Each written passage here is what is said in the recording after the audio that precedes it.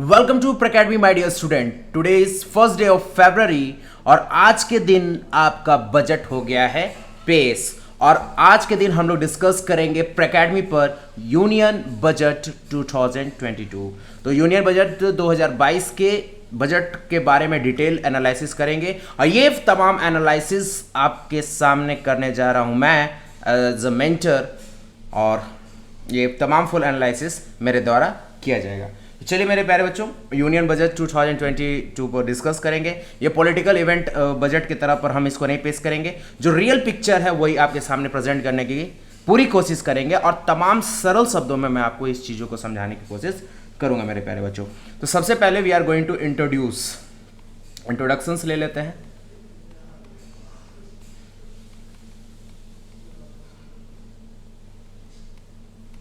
Introductions, सबसे पहले budget के इंट्रोडक्टरी पार्ट को हम कवर करना चाह रहे हैं मेरे प्यारे बच्चों। ध्यान से समझिएगा इस चीज़ों को। जो एक article 266 of constitutions, article 266 of the constitution, जहां पर यह बताया गया है, आर्टिकल्स 266 ऑफ द कॉन्स्टिट्यूशंस, जहां पर यह जिक्र किया गया है कि कॉन्सोलिडेटेड फंड ऑफ इंडिया, जो आपके भारत सरकार के पास होता है कॉन्सोलिडेटेड फंड ऑफ इंडिया, इसमें जो आपके पैसे होते हैं इसको यूज करने के लिए आपको लेना होता है पार्लियामेंट्री अप्रूवल। क्या लेना होता है इसको यूज करने के लिए? Parliamentary approval. क्योंकि मेरे प्यारे बच्चों, आप जो बजट में जो एलोकेशंस ऑफ फंड करते हो, मतलब ये बोलते हो ना कि डिफेंस में इतना खर्च करेंगे, एजुकेशन में इतना खर्च करेंगे, हेल्थ सेक्टर में इतना खर्च करेंगे, तो वो पैसा निकाला जाता है कंसोलिडेटेड फंड से। और इस कंसोलिडेटेड फंड के पैसे को यूज करने के लिए आपको परमिशन लेना होता है, पार्लियामेंट्री अप्रूवल लेना होता है। क्योंकि बजट जो आज के दिन आया है वो पेश हुआ है, पास नहीं हुआ है, पेश हुआ है। अब ये जो बजट सत्र चलेगा, बजट सेशन चलेगा, इसमें बहस होगी और जाकर पार्लियामेंट्री अप्रूवल मिलेगा और गवर्नमेंट जो बजट 8 के दिन में पेश किए उसको क्लीन चिट मिलेगा पार्लियामेंट में। इसीलिए कहा गया है मेरे प्यारे बच्चों कि article 266 of constitutions, article 266 of constitution में कंसोलिडेटेड फंड ऑफ इंडिया और से बजट का एस्टिमेशंस होता है, यहाँ से बजट के पैसे निकलते हैं और इस पैसों को निकालने से पहले सरकार बजट पेश करती है, जैसा कि आज बजट पेश हुआ, और इसको देना होता है पार्लियामेंट्री अप्रूवल।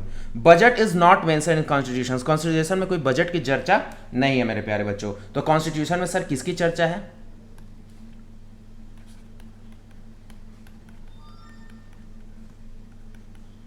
कॉन्स्टिट्यूशंस में बजट नहीं बोला जाता है, बजट की चर्चा नहीं है, तो उसको क्या बोला जाता है मेरे प्यारे बच्चों? उसको बोला जाता है annual financial statement, annual financial statement. और ये एनुअल फाइनेंशियल स्टेटमेंट जो जारी हुआ है, कौन सा फाइनेंशियल ईयर के लिए हुआ है? कौन सा फाइनेंशियल ईयर के लिए हुआ है मेरे प्यारे बच्चों? ये आपका फाइनेंशियल ईयर हुआ है 2022-2023, मतलब फर्स्ट अप्रैल 2022 से 31 मार्च 2023 के लिए अप्रूवल हुआ है मेरे प्यारे बच्चों। तो डिटेल में समझेंगे इन चीज़ों को। थोड़ा सा इंट्रोडक्शन समझ लो, कहानी पूरे विस्तार से हम लोग समझेंगे। तो आपका ये एनुअल फाइनेंशियल स्टेटमेंट के नाम से ये जाना जाता है। फिर कुछ आर्टिकल्स होते हैं जिसमें फाइनेंशियल मैटर सॉल्व होता है। फाइनेंशियल मैटर को हम लोग देते हैं, जैसे आर्टिकल आपका है 112 से लेकर 117, जिसमें हम लोग डिस्कस करते हैं फाइनेंशियल मैटर। क्या डिस्कस करते हैं? Financial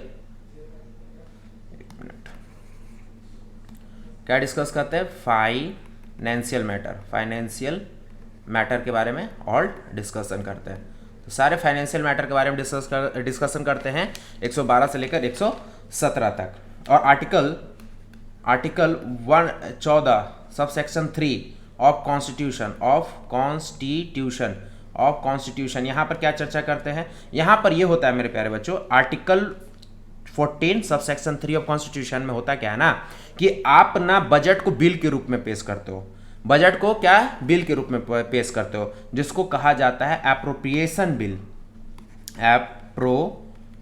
appropriation bill, appropriation bill, appropriation bill के नाम पर ये आता है, क्योंकि कोई भी चीज बिल के रूप में आता है, ठीक है, पास होने के बाद एक्ट बनता है, कानून बनता है।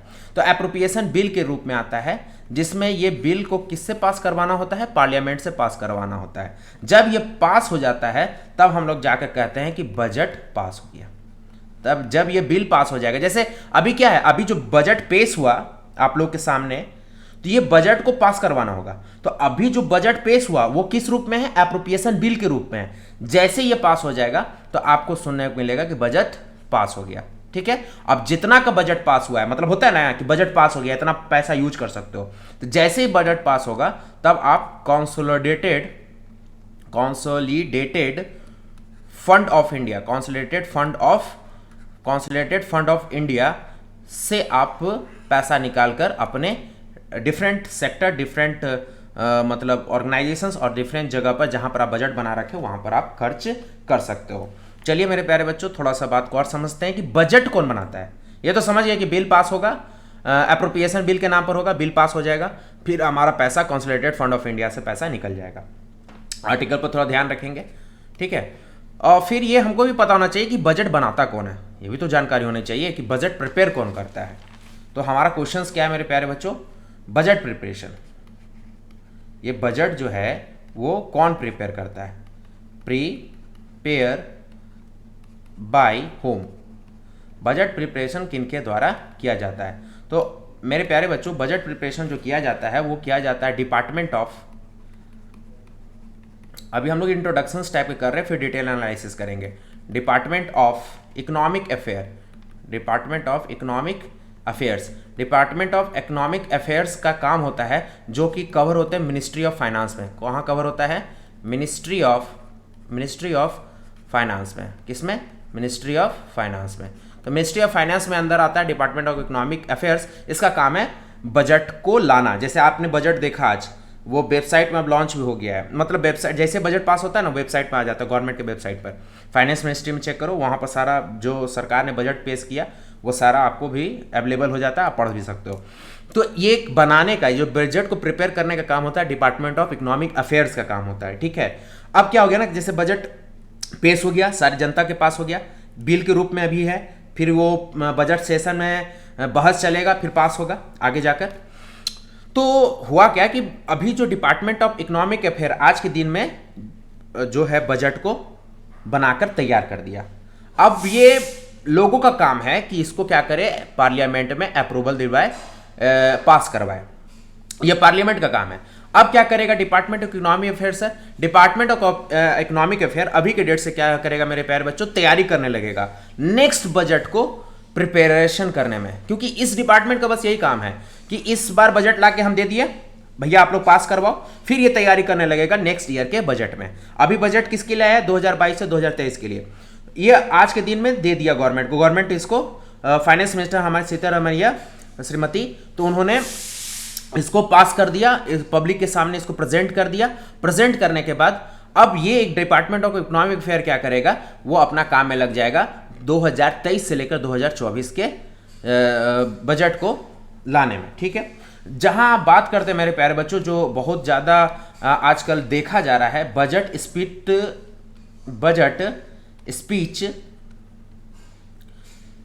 स्पीच लेंथ के बारे में जो चर्चा किया जा रहा है,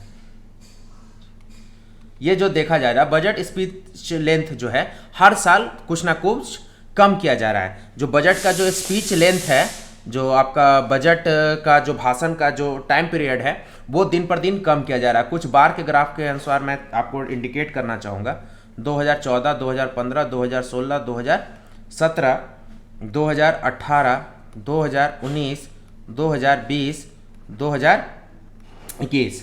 तो 2014 में मैं कुछ ग्राफ ट्रेंडिंग बता रहा हूँ, इसमें ऐसा ग्राफ था। 2015 में कुछ ज़्यादा आपके बार ग्राफ थे, 2016 में कुछ कम था। ये आपको बता रहा है मतलब कितने वर्ड काउंट हुए थे, कितना वर्ड काउंट हुआ था पर ईयर। तो इसके मैं ग्राफिंग बता रहा हूँ, 2017 में कुछ ज़्यादा हुआ था, इनफैक्ट इसके बराबर हुआ था।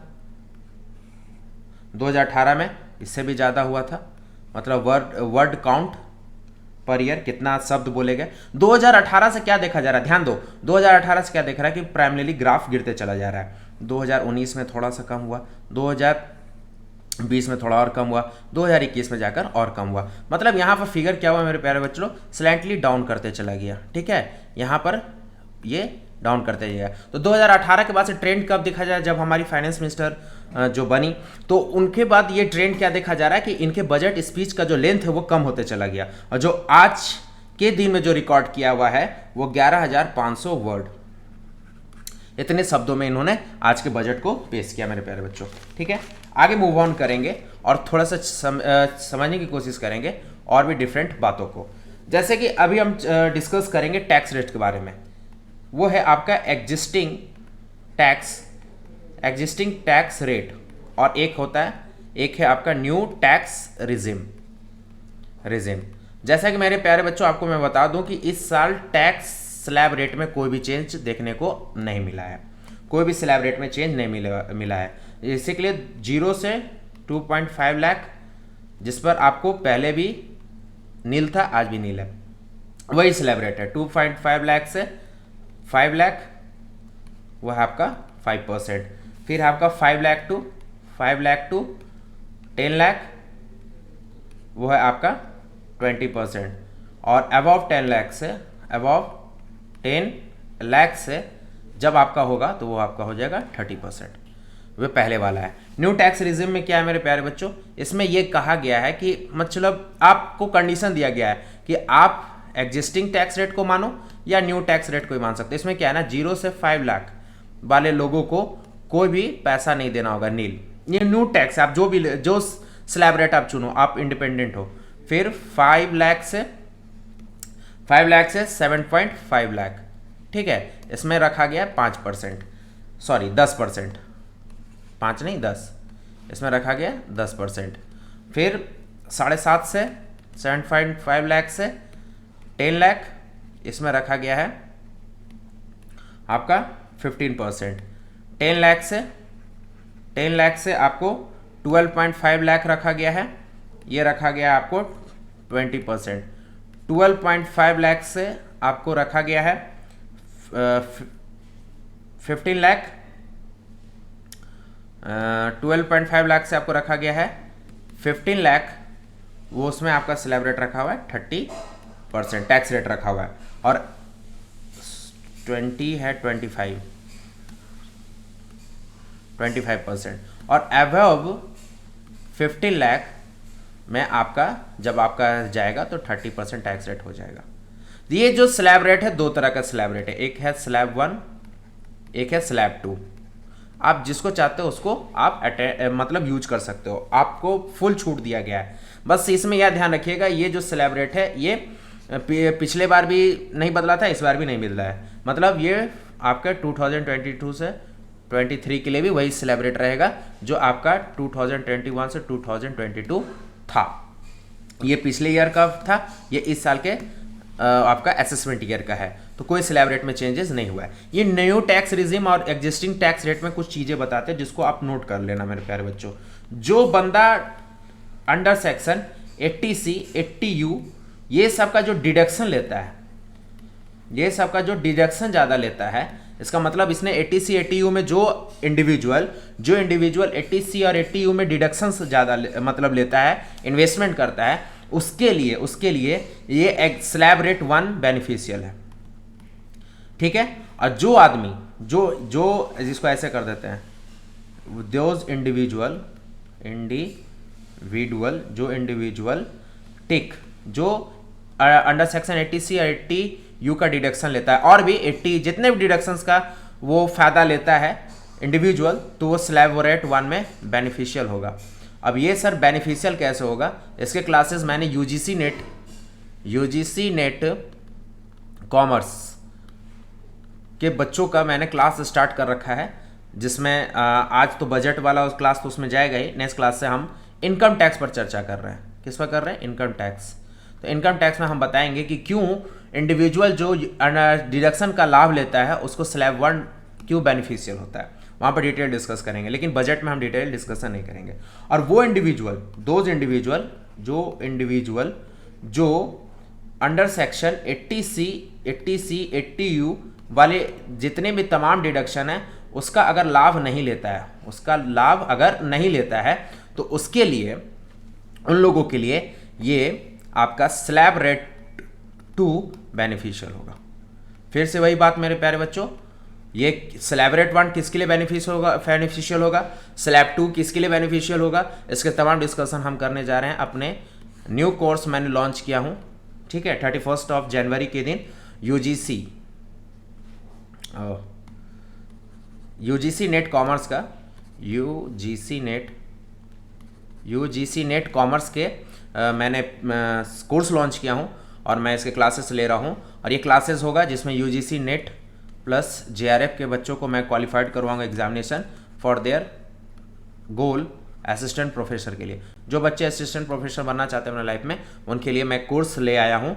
उसके क्लासेस अब चलेंगे रेगुलर बेसिस पर। इसका इंट्रोडक्शंस आपको प्लेलिस्ट में मिल जाएगा, यूजीसी नेट कॉमर्स पेपर 2 के नाम से आपको प्लेलिस्ट मिल जाएगा। वहाँ पर तमाम सारा वीडियो आ जाएगा, आप वहाँ पर चेक करना। अगर आप एमकॉम क्वालिफाइड हो तब, ऐसे मत करना बेटा। तो वहाँ पर हम स्लैब 1 और स्लैब 2 का बेनिफिशियल का डिटेल में डिस्कशन करेंगे। चलिए मेरे प्यारे बच्चों आगे बढ़ते हैं। इस बजट का की थीम क्या था? तो इसको लिखेंगे बजट की थीम। बजट का की थीम क्या था? तो बजट का की थीम था फोकस ऑन। बजट का जो की थीम था वो फोकस ऑन मैक्रो इकोनॉमिक्स, जो आप पढ़ चुके हैं मेरे प्यारे बच्चों, मैक्रो इकोनॉमिक्स लेवल और माइक्रो इकोनॉमिक्स लेवल।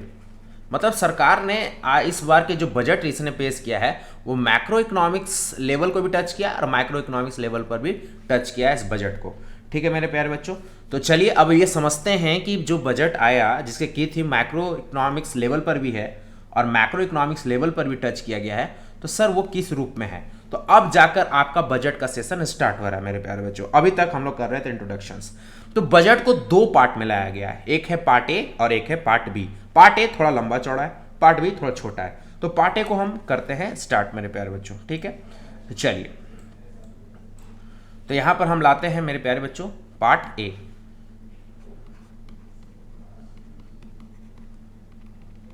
ध्यान से समझना मेरे प्यारे बच्चों, बढ़िया से आराम से। पार्ट ए में सबसे पहले हम डिस्कस करेंगे जीडीपी के बारे में। इस बार का हमारा जीडीपी ग्रोथ रेट कितना एस्टिमेटेड किया गया है। आपको जानकर बहुत खुशी होगी कि इस बार जीडीपी रेट जो हमारा एस्टिमेशन हुआ है वो बहुत ही मस्त है। जीडीपी ग्रोथ एस्टिमेटेड जो हुआ है एट 9.2%, 9.2% से एस्टिमेटेड किया गया है, जो कि इस बार मतलब ये करेंट ईयर जो अभी चल रहा है, करेंट ईयर की बात कर रहा हूं बेटा। करेंट ईयर बोले तो सर नहीं समझ रहे हो तो समझ लो 2021 से 2022, क्योंकि अभी ये साल ये फाइनेंशियल ईयर खत्म नहीं हुआ है भैया। ये फाइनेंशियल ईयर अभी खत्म नहीं है, याद रखना, ये फरवरी चल रहा है और वो भी आज फर्स्ट डे ऑफ फरवरी है, मतलब फरवरी का पहला दिन है। इससे के लिए मैं कह रहा हूं कि अभी ये एस्टिमेटेड है, क्योंकि अभी अनुमानित है। ये अनुमान से खत्म कब हो जाएगा? जब 31 मार्च 2022 आ जाएगा। अभी हम लोग फरवरी में हैं, जब 31 मार्च 2022 आ जाएगा तो हमें एक्चुअल फिगर पता चल जाएगा। लेकिन ये अनुमान लगाया जा रहा है कि इस साल 2021-2022 फाइनेंशियल ईयर में हमारा जीडीपी का एस्टिमेशन 9.2% है, जबकि हमारा देश पैंडेमिक से गुजर रहा है, first wave, second wave, third wave सब झेल रहा है, फिर भी हमारा 9.2 एस्टिमेटेड है। पिछले फाइनेंशियल ईयर में कितना था मेरे प्यारे बच्चों, तो उसको भी मैं बताते चलूँ। सॉरी, पिछले नहीं, इस बार फाइनेंशियल ईयर जिसमें बजट आया है, तो बजट वाला फाइनेंशियल ईयर है जिस पर हम लोग बजट पर चर्चा कर रहे हैं 2022 से 2023 वाले में। इसमें हमारा जीडीपी जो एस्टिमेटेड गया है, जीडीपी जो हमारा ग्रॉस डोमेस्टिक प्रोडक्ट के बारे में जो एस्टिमेटेड किया गया है वो आपका एस्टिमेटेड किया गया, क्योंकि ये तो अब 2022 1 अप्रैल 2022 से स्टार्ट होगा। उसमें एस्टिमेटेड किया गया कि ये 8% से लेकर 8.5% रहने वाला है। तो 2021-22 में कितना एस्टिमेटेड है? 9.2%। ये सब याद रखिएगा, आपके करंट अफेयर्स में भी काम आएगा। अगर आप कॉम्पिटेटिव एग्जाम की तैयारी कर रहे हैं तो वहां पर आपको काम आने वाला है, तो ध्यान समझिएगा। बहुत ही सरल शब्दों में समझाने की कोशिश कर रहा हूं। तो 2021-22 में 9.2% जीडीपी वो भी एस्टिमेटेड है। और अगले फाइनेंशियल ईयर में जिसके नाम से आज बजट आया है 2022-2023 के लिए, उसका एस्टिमेटेड है 8.5% से लेकर 8% से लेकर 8.5% तक। ठीक है मेरे प्यारे बच्चों। और भी जो बातें हैं कि 60 लाख न्यू जॉब क्रिएशंस की बात सरकार कर रही है। 60 लाख न्यू जॉब की क्रिएशंस की बात कर रही है, वो थ्रू कर रही है पीएलआई जान रहे हो? पीएलआई को बोला जाता है production link incentive scheme production link incentive scheme के नाम से ये जॉब क्रिएशन की बातें चल रहे हैं। ये टोटल 14 सेक्टर को इन्वॉल्व करके चल रही है। जो ये 14 का 14 सेक्टर पीएलआई के माध्यम से 60 लाख न्यू जॉब का क्रिएशन करेगा। मतलब आपके समय में जॉब अपॉर्चुनिटी की भी बातें क्रिएट होंगी। ठीक है मेरे प्यारे बच्चों।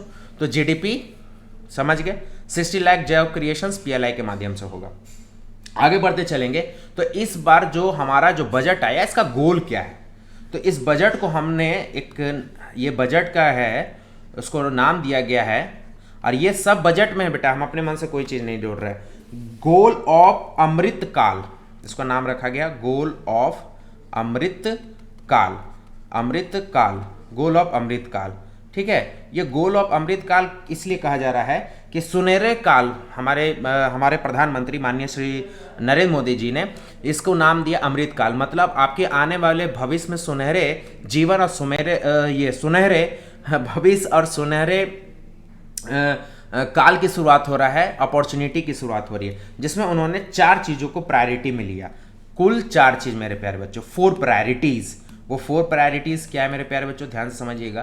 4 प्रायोरिटीज,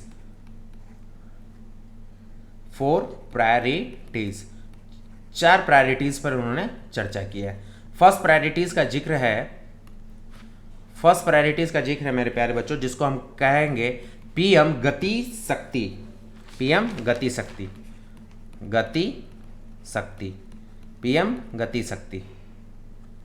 ठीक है, पहला पीएम गति शक्ति है। दूसरा है मेरे प्यारे बच्चों इंक्लूसिव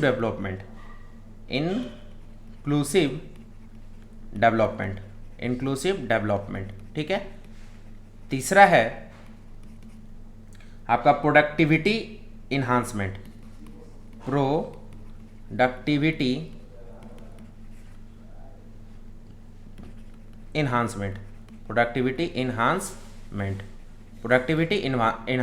और चौथा है आपका फाइनेंसिंग ऑफ इन्वेस्टमेंट।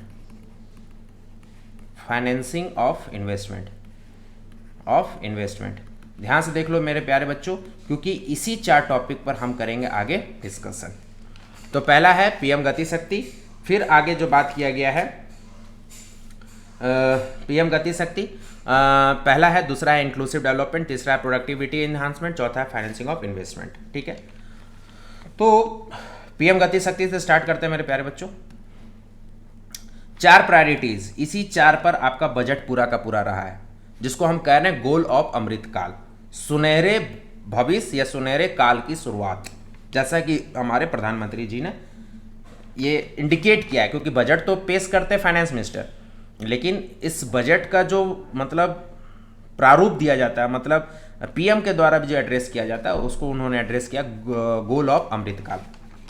ठीक है मेरे प्यारे बच्चों, तो चलिए स्टार्ट करते हैं पीएम गति शक्ति।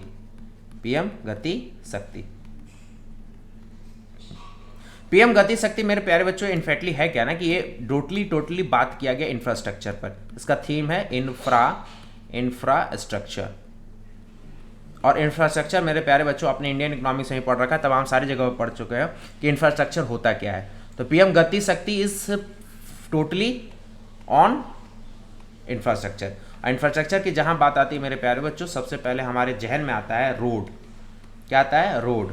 तो रोड ट्रांसपोर्ट।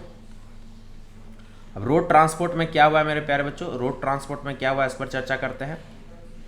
तो रोड ट्रांसपोर्ट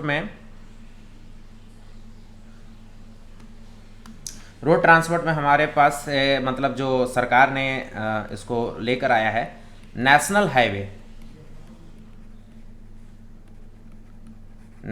हाईवेज, जो कि एक्सटेंड करेगा 25,000 किलोमीटर, और ये आपको कब होगा? इन 2022-2023, क्योंकि यही में बजट चल रहा है, ये फाइनेंशियल ईयर है हमारे बजट का, ये ध्यान रखना।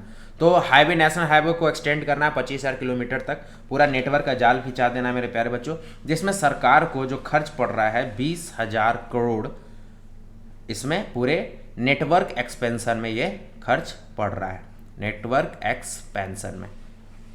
एक्सपेंशन में ये खर्च पड़ रहा है। ठीक है मेरे प्यारे बच्चों, फिर आगे बढ़ेंगे। रोड कवर कर लिए, तो फिर अब हम एक चीज़ कवर करेंगे जिसको कहते हैं मल्टी मॉडल, ध्यान से सुनना इसको, multi modal logistic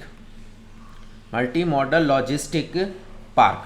multi modal logistic park क्या है, इसको दम ठेठ भाषा में समझाने की कोशिश करते हैं। जैसे मान लो सामान कहीं बाहर से आया, किससे आया? शिप से आया, ये शिप है मेरे प्यारे बच्चों, ठीक है, पानी बना दो, और शिप से सामान उतरेगा, ठीक है, पोर्ट पर, पोर्ट के बगल में मान लो बना दो रेलवे लाइन बना दो, ठीक है, रेलवे लाइन बना दो। इसका मतलब क्या हुआ? शिप से सामान उतरेगा पोर्ट पर उतरेगा, पोर्ट के में क्या होगा? कार्गो, ये रेलवे मतलब बोगी, सॉरी उसको क्या कहेंगे? बॉक्स, जो मतलब कंटेनर होता है रेलवे का, उसमें रेलवे कंटेनर में क्या हो जाएगा? उसको आप लोग क्या कर दोगे? मतलब वही कार्गो को रख दोगे, और कार्गो को रखने के बाद बाय रोड के माध्यम से क्या करोगे? उसको भेज दोगे। तो सरकार क्या कर रही है ना, मल्टी मॉडल लॉजिस्टिक पार्क बना रही है, जिसमें ये फैसिलिटी होगा कि कोई भी शिप अगर पोर्ट पर लगता है तो उसी के बगल में रेलवे लाइन हो, जिससे सामान उतरने के बाद रेलवे पर कंपार्टमेंट में चढ़ जाए,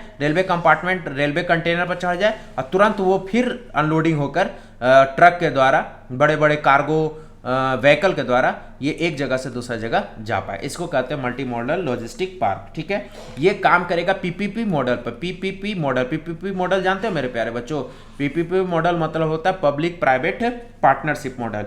ये आपके इसी बजट में 2022-2023 के लिए, फाइनेंशियल ईयर के लिए लाया गया है, ठीक है। इसमें 4 लोकेशन तय किए गए हैं, वो 4 लोकेशन पर ये मल्टी मॉडल लॉजिस्टिक पार्क बनने जा रहा है, ठीक है मेरे प्यारे बच्चों। फिर आगे है, जिनकी निगाहें सारे लोगों की रहती है, वो है रेलवे। रेलवे में क्या हो रहा है सर? रेलवेज में क्या हो रहा है? तो रेलवेज में मेरे प्यारे बच्चों, रेलवेज में सबसे बढ़िया कॉन्सेप्ट है जो मुझे लग रहा है, दम ध्यान से सुनना, वन नेशन वन प्रोडक्ट। क्या है? One station one product. One station one product. ये क्यों? क्योंकि हर स्टेशन पर कुछ ना कुछ स्पेशलिटी बिकना चाहिए। सरकार के सोचे कि हर स्टेशन पर कुछ स्पेशल आइटम वहाँ का बिकना चाहिए। जैसे आप कोई जगह पर जाते हो तो पूछते हो ना यहाँ का स्पेशल खाना क्या है, उसी तरह से जिस स्टेशन पर गाड़ी रुकेगी वहाँ का स्पेशल प्रोडक्ट बिकेगा। कारण क्या है? ये सरकार चाहती है कि वहाँ के लोकल बिजनेसमैन को एक बूस्टअप दिया जाए, वहाँ के लोकल बिजनेसमैन को, एक एंटरप्रेन्योर को एक बूस्टअप दिया जाए, जिससे उनका पहचान बन सके। साथ साथ 2000 किलोमीटर, ध्यान से सुनना, 2000 किलोमीटर ऑफ रेलवे ट्रैक बनाया जा रहा है। रेलवे ट्रैक, अरे कौन नया बात है? 2000 किलोमीटर ऑफ रेलवे ट्रैक बनाया जा रहा है, जो कि वर्ल्ड क्लास सर्विस देगा। क्या देगा? World class service, world class facility. World class facility का मतलब सर यह, इस 2000 किलोमीटर रेलवे ट्रैक में आपको वाईफाई की सुविधा मिलेगी, तमाम सारा सुविधा आपको उपलब्ध कराया जाएगा इस नेटवर्क पे। फिर आपका 400 न्यू बड़दम चकाचक न्यू वंदे भारत ट्रेन। कौन ट्रेन? वंदे भारत ट्रेन को लॉन्च किया जा रहा है मेरे प्यारे बच्चों, जो कि बहुत सारी डिफरेंट जगहों से ये चल भी रही है। जैसा कि आपको पता है, दिल्ली टू कटरा वैष्णो देवी जाइएगा तो Vande Bharat train is the best medium, जिससे आप दिल्ली से कटरा बहुत कम समय में पहुंच जाएंगे। ऐसे 400 न्यू वंदे भारत ट्रेन को भी लॉन्च किया जा रहा है। 100 पीएम गति शक्ति cargo terminal for multi modal logistic लाया जा रहा है। जैसे मैंने 100 पीएम गति शक्ति कार्गो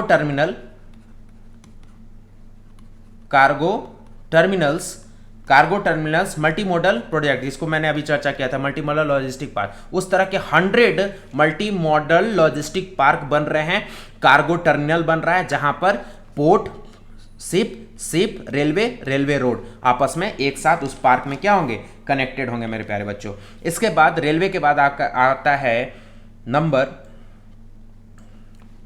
वो है मेरे प्यारे बच्चा, वो है पर्वतमाला।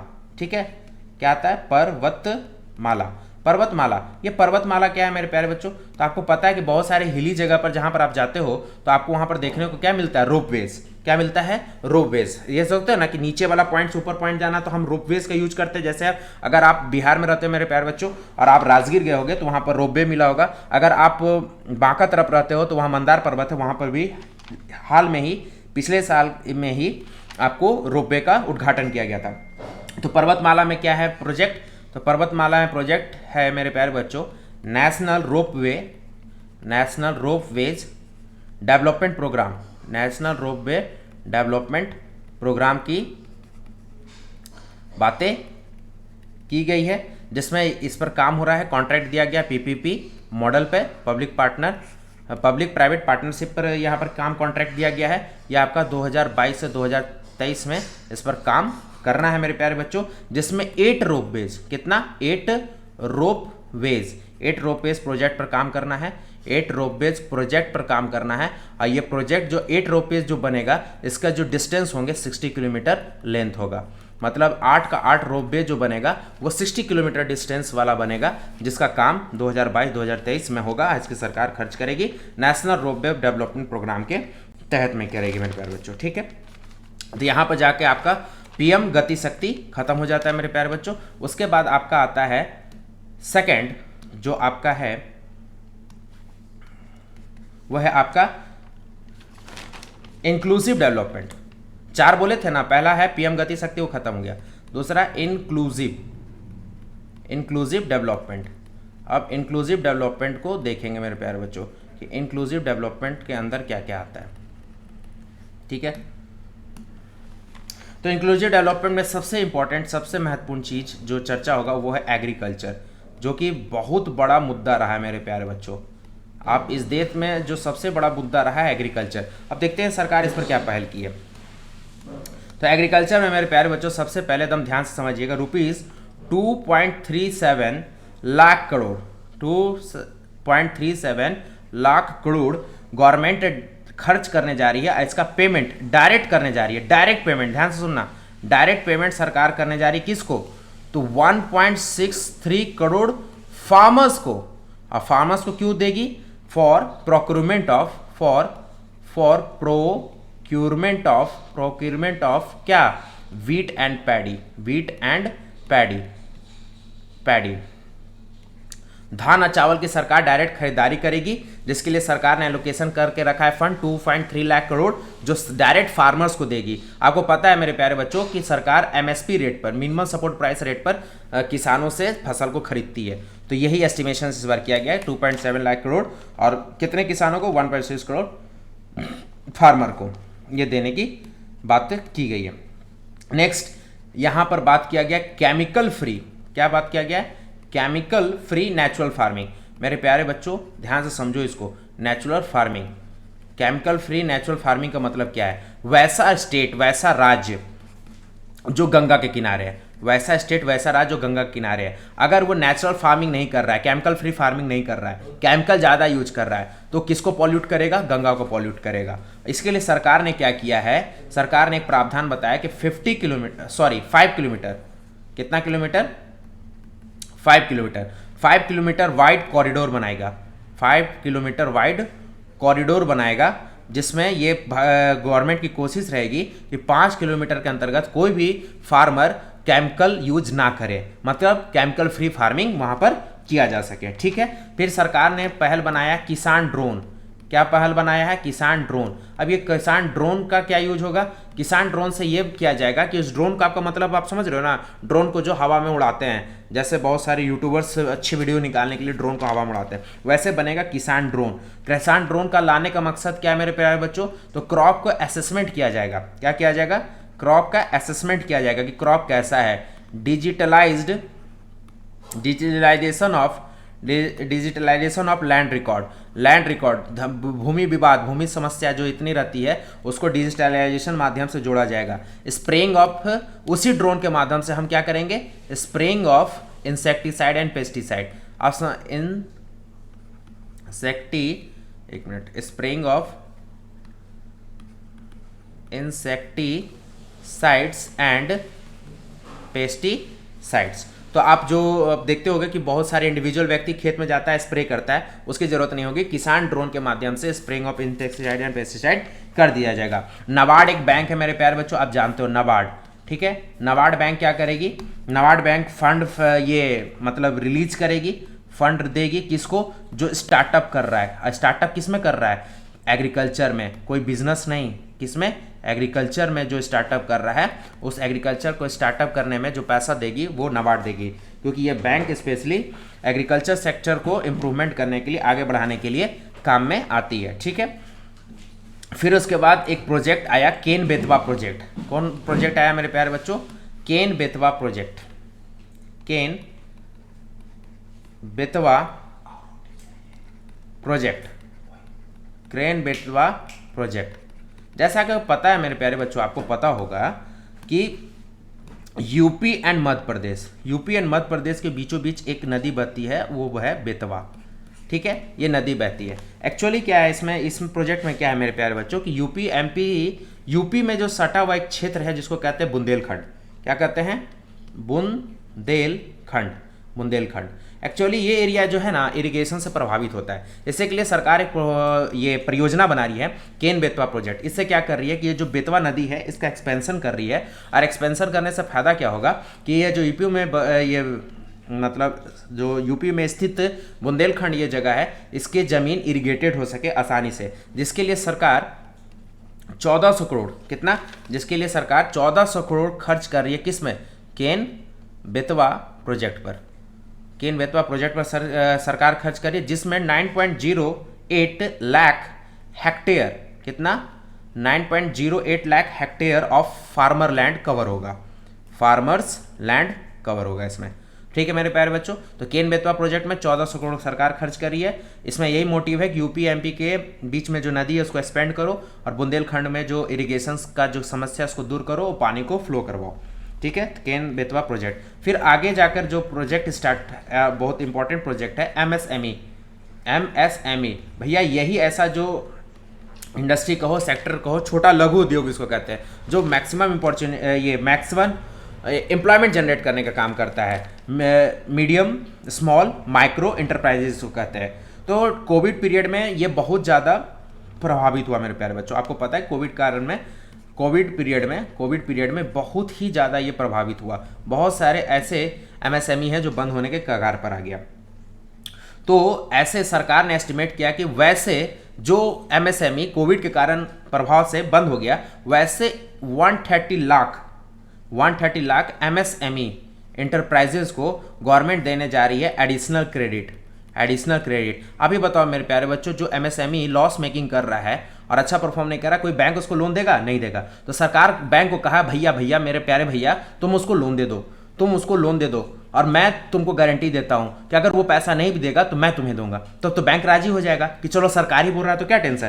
तो सरकार के बोलने से बैंक उसको हेल्प करेगी। उसी तरह से जो बैंक हेल्प करेगी तो बैंक को सरकार एडिशनल क्रेडिट मतलब उसको लोन दे देगी। तो एक तरह से बैंक क्या करेगी, उस 130 लाख एमएसएमई को एडिशनल क्रेडिट प्रोवाइड कर देगी, जिसका नाम रखा गया है इमरजेंसी क्रेडिट लिंक्ड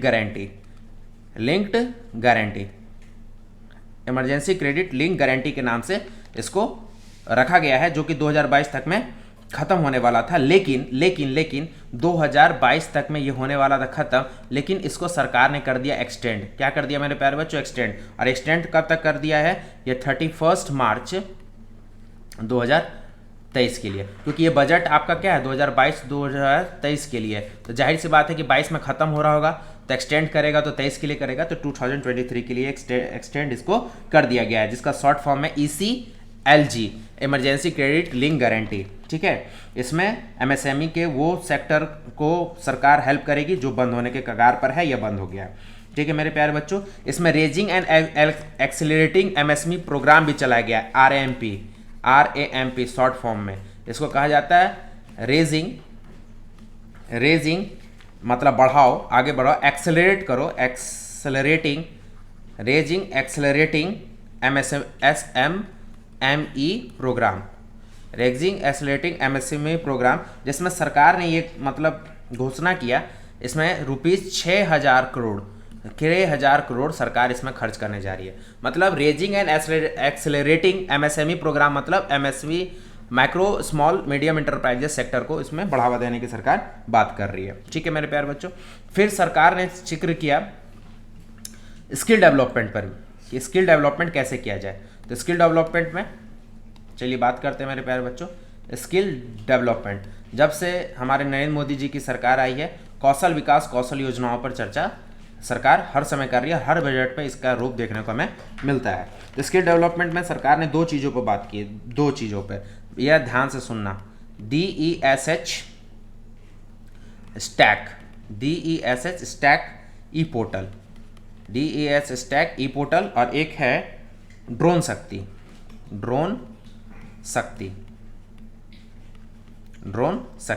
तो ये 2 चीज़ों पर बात की है सरकार। ड्रोन शक्ति का पहले मैं बता दूं कि जो ऑर्गेनाइजेशन स्टार्टअप कर रही है फॉर व्हाट, ड्रोन बनाने के लिए जो स्टार्टअप कर रही है, तो वो ऐसे ऑर्गेनाइजेशन को सरकार सुझाव दे रही है कि चलिए ठीक है, ड्रोन शक्ति के तहत आप ड्रोन बनाइए, स्टार्टअप कीजिए। मतलब स्टार्टअप बिजनेस जिसको ड्रोन बनाने का काम है, ड्रोन वो मशीन जो होता है ड्रोन उसको बनाने का, उसको कहा गया ड्रोन एज ए सर्विस। इसका नाम दिया गया है ड्रोन एज ए सर्विस के रूप में इसका नाम दिया गया है। ड्रोन का सर्विस उसको प्रोवाइड करने की बातें कर रही है। और DESH स्टैक ई पोर्टल इसके माध्यम से बनाया गया है, जिस पर आप अपना रजिस्ट्रेशन भी करवा सकते हैं। ठीक है मेरे प्यारे बच्चों। तो इसके बाद जो सबसे इंपॉर्टेंट सेक्टर 2 आ रहा है, इंपॉर्टेंट सेक्टर, वो है आपका एजुकेशन, और नेक्स्ट आएगा आपका हेल्थ। ठीक है मेरे प्यारे बच्चों। तो चलिए अब चर्चा करेंगे एजुकेशंस पर। एजुकेशंस हमेशा हमारे बजट में सबसे प्राइम फोकस एजुकेशन और हेल्थ पर आता है। एजुकेशंस हेल्थ सबसे मतलब इम्पॉर्टेंट सेक्टर होता है और इस पर निगाहें होती है। तो इस बार सरकार क्या कर रही है मेरे प्यारे बच्चों, 1 क्लास 1 टीवी चैनल क्या कर रही है, 1 क्लास 1 टीवी चैनल प्रोग्राम ला रही है, प्रोग्राम। ठीक है मेरे प्यारे बच्चों। ऑफ कहाँ ला रही है, PME विद्या। और इसमें ये क्या कर रही है, एक्सपेंडेड टू 200 टीवी चैनल। मेरे प्यारे बच्चों, सरकार ने मतलब पूरा मूड बना लिया है कि डिजिटलाइज कर दे पढ़ाई को, क्योंकि आपको एक चीज़ देखने को मिला है, मैंने भी व्यक्तिगत रूप में महसूस किया कि इस कोविड पीरियड में वैसे बच्चे बहुत ज़्यादा सफ़र किए जिनके पास नेट की फैसिलिटी नहीं है, उनके पास मोबाइल नहीं है, डेस्कटॉप नहीं है, उनके पास ऐसे कोई इलेक्ट्रॉनिक प्रोडक्ट नहीं है जिससे वो एजुकेशन डिजिटली पा पाए। इसलिए सरकार ने क्या किया कि चलो हम एक ऐसा प्रोग्राम लाएं, जैसा कि सरकार पहले से भी चला रही है, ऐसा नहीं कि नया आया, पहले से भी चला रही है। इसलिए मैंने लिखा एक्सटेंडेड टू 200 टीवी चैनल।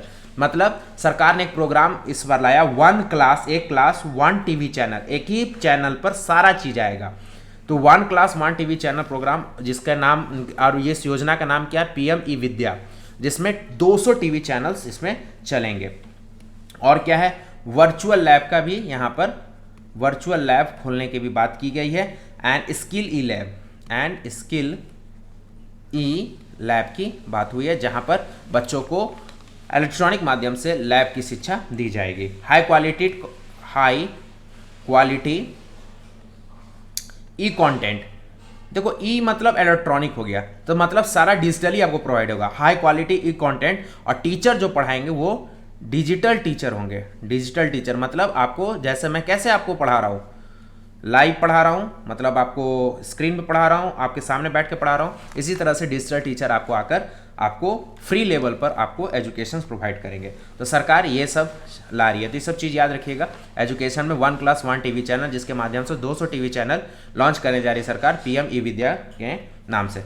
चलिए मेरे प्यारे बच्चों, अब मूव ऑन करते हैं हेल्थ की ओर। ठीक है, हम छोटा छोटा एंड ब्रीफ आपको बजट का मतलब डिटेल कवर कर रहे हैं मेरे प्यारे बच्चों। अगर आप कहिएगा कि सर किसी सेक्शन पर ज़्यादा डिटेल बताएं तो और ज़्यादा डिटेल उस पर भी कवर कर देंगे। अभी हम सारे सेक्शन को एक शॉर्ट एंड वैल्यूबल पॉइंट पर बात करते चल रहे हैं। हेल्थ में सरकार ने क्या किया, national tele mental health program चला रहा है।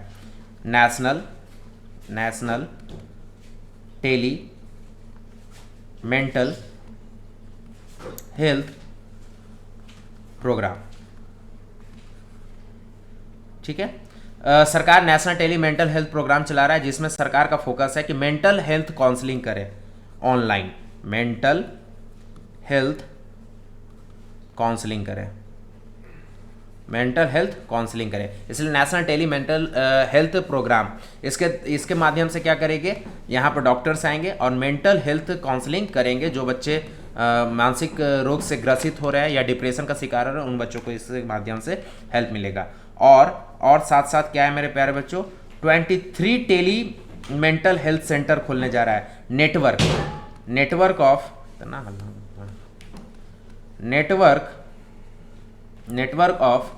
23 tele mental health centre, network of 23 tele mental health centre खुलने जा रहा है, जिसका सारा जो नोडल सेंटर होगा, जो कंट्रोलिंग करेगा, नोडल सेंटर जो होगा मेरे प्यारे बच्चों, वो होगा NIMHANS।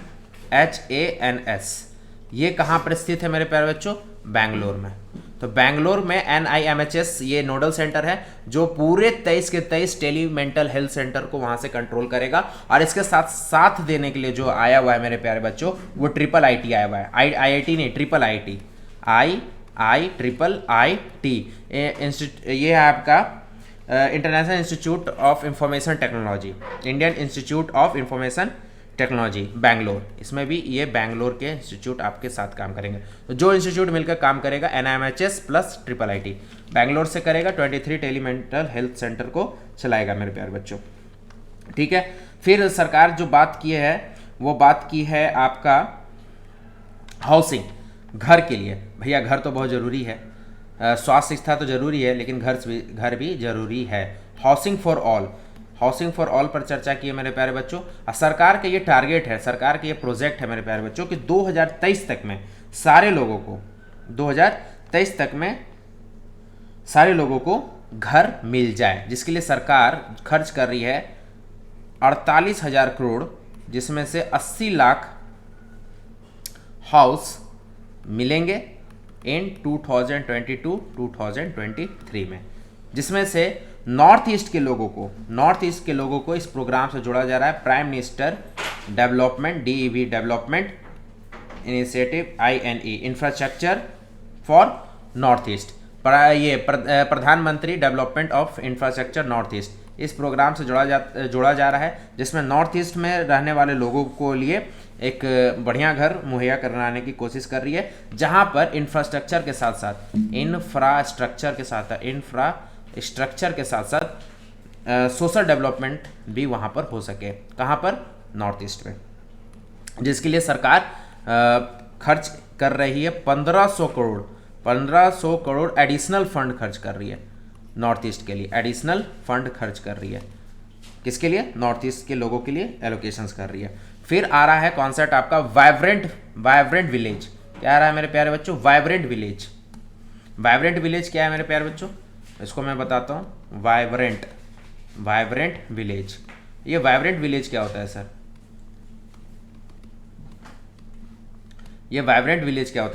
वाइब्रेंट विलेज वो विलेज होता है जो बॉर्डर के किनारे है, जो ऐसा विलेज जो बॉर्डर के आसपास है, जैसे पाकिस्तान, बांग्लादेश, चाइना, ये सब के आसपास में जो विलेजेस एग्जिस्ट करते हैं, उसको आगे बढ़ाने की बातें कर रही है। इसलिए क्योंकि हमारे बहुत सारे जो सोल्जर्स हैं जो बॉर्डर पर काम करते हैं, हमारे सेना के लोग जो बॉर्डर्स के पास काम करते हैं, उनको हेल्प मिल सकेगा। क्योंकि अगर मान लो बॉर्डर के आसपास गांव होगा, तो वहां पर जो सेना रुके रहेगी कैंप बनाकर, उसको किसी चीज़ों का ज़्यादा दिक्कत नहीं होगा, क्योंकि गांव वाले लोग रहेंगे तो उन्हें सहयोग करेंगे। ऐसे तो भैया हमारे इंडियन आर्मी बहुत कड़ी से कड़ी परिस्थितियों में भी जाकर सर्वाइव कर लेते हैं, लेकिन अगर वहाँ पर गांव विकसित होगा, जैसे ज़्यादा कुछ नहीं चाहिए, रोड चाहिए, एक इलेक्ट्रिसिटी चाहिए, पीने का पानी हो जाए, वहाँ गांव में अवेलेबल होगा, तो हमारे जो सोल्जर्स जो है, हमारे जो इंडियन आर्मी या जो हमारे आर्मी रहेंगे वहाँ पर रहेंगे, तो उन्हें वहाँ पर सर्वाइव करने में मदद मिलेगी। ठीक है, फिर आगे हम बात करते हैं बैंकिंग की। बैंकिंग में क्या ऐसा देखा गया है मेरे प्यारे बच्चों? बैंकिंग में तमाम क्या बातें देखा गया है। तो बैंकिंग में क्या है मेरे प्यारे बच्चों कि जो 1.5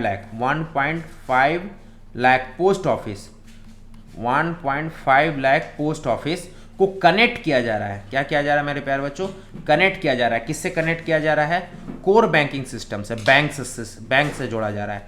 कोर बैंकिंग सिस्टम से इसको जोड़ा जा रहा है। ठीक है, अब बहुत सारे जो शेड्यूल बैंक है, बहुत सारे जो शेड्यूल कॉमर्शियल बैंक जो है उसको क्या किया जा रहा है मेरे प्यारे बच्चों? 75 डिजिटल बैंकिंग यूनिट को खोला जा रहा है। 75 डिजिटल बैंकिंग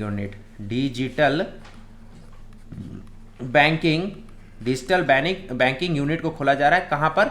75 डिस्ट्रिक्ट में। कहां खोला जा रहा है? 75 डिस्ट्रिक्ट्स में। और 75 का ये कॉन्सेप्ट क्यों आ रहा है मेरे प्यारे बच्चों? क्योंकि हमारा भारत 75th इंडिपेंडेंस मना चुका है, मतलब 75वां गणतंत्र दिवस ये मना चुका है। 75वां हमारे आज़ादी के बाद हम लोग 75वां साल तक प्रवेश कर चुके हैं। तो ये इसलिए यहाँ पर 75 डिजिटल बैंकिंग यूनिट का शुरुआत किया जा रहा है। 75 डिस्ट्रिक्ट में इसको लॉन्च किया जा रहा है मेरे प्यारे बच्चों। लास्ट ईयर में मनाया ना 75वां गणतंत्र दिवस, मतलब आज़ाद होने के बाद से हम लोग 75 साल ट्रैवल कर लिए हैं। इसी के लिए हम लोग यहाँ पर ये 75 डिजिटल बैंकिंग यूनिट 75 डिस्ट्रिक्ट पर ये किया जा रहा है। बैंकिंग को 75 डिस्ट्रिक्ट में किया जा रहा है। तो 100% यहाँ पर क्या एक बात है, 100% 1.5 लाख पोस्ट ऑफिस को कनेक्ट किया जा रहा है कोर बैंकिंग सिस्टम से। ठीक है मेरे प्यारे बच्चों, और क्या क्या रेलेवेंट पार्ट है। एक चीज़ और अच्छा बात किया गया है जो कि यूथ को बहुत अच्छा लगेगा। यहाँ पर यूथ के लिए बहुत अच्छा इस बजट में बात क्या किया गया है मेरे प्यारे बच्चों? ABGC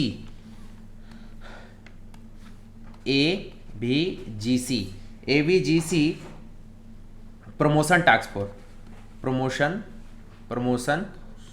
task force. अब ये है क्या? सुनने में तो कोई इंटरेस्टिंग नहीं लग रहा है सर, लेकिन है क्या? आप इंटरेस्टिंग बता रहे हो तो बताओ क्या है। ABCG, वेट मेरे प्यारे बच्चों, ABCG क्या है?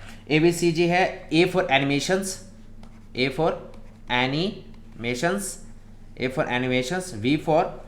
फॉर है विजुअल इफेक्ट, G फॉर है गेमिंग, और C क्या है? C फॉर है कॉमिक है। तो सरकार इस पर बहुत ज़्यादा जोर दे रही है गेमिंग चीज़ पर। और रिसेंट में हमें देखने को मिला है फॉर एन एग्जांपल कि माइक्रोसॉफ्ट, ध्यान से सुनिएगा मेरे प्यारे बच्चों, माइक्रोसॉफ्ट में हाल के दिनों में इसने एक कंपनी को परचेज किया है 69 बिलियन USD डॉलर में। मतलब डॉलर में 69 बिलियन की कंपनी को माइक्रोसॉफ्ट खरीद लिया। और वो कंपनी जानते हो क्या था? गेमिंग कंपनी को। मतलब समझ रहे हो कि गेमिंग की और भी सरकार की पहल है, और सरकार गेमिंग चीज़ों पर भी ध्यान देने की कोशिश कर रहा है, जिसमें हाल में माइक्रोसॉफ्ट ने 69 बिलियन USD की कंपनी को परचेज किया है मेरे प्यारे बच्चों। ठीक है, फिर आगे बात करते हैं टेलीकॉम सेक्टर पर। टेलीकॉम सेक्टर पर और आपको पता है मेरे भारत में 5G की नेटवर्किंग बहुत जल्द से जल्द शुरू होने वाली है। तो इस टेलीकॉम सेक्टर में 5G का बात चल रहा है, जिसको PLI के माध्यम से स्कीम से जोड़ने की बात चल रही है। PLI मतलब प्रोडक्शन लिंक इंसेंटिव स्कीम। ठीक है, फिर आत्मनिर्भरता इन डिफेंस, ये बहुत ही अच्छा लगा हमें बजट में, और बहुत मतलब खुशी की बात हुई कि हमारा भारत आत्मनिर्भर हो रहा है। और प्रधानमंत्री, हमारे माननीय प्रधानमंत्री जी का भी यही सोचता, भारत हो आत्मनिर्भर। तो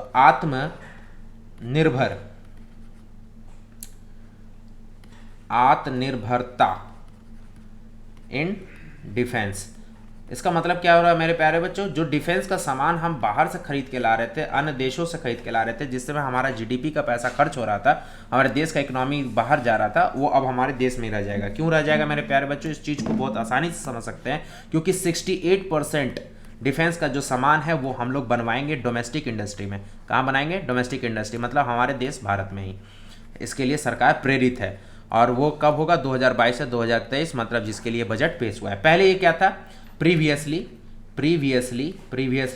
गवर्नमेंट इसमें 58% का काम करवा रही थी, मतलब 58% का काम डोमेस्टिक इंडस्ट्री से करवा रही थी। अब सरकार 68% का काम करवाएगी, मतलब 10% का यहाँ पर इजाफा देखने को मिल रहा है।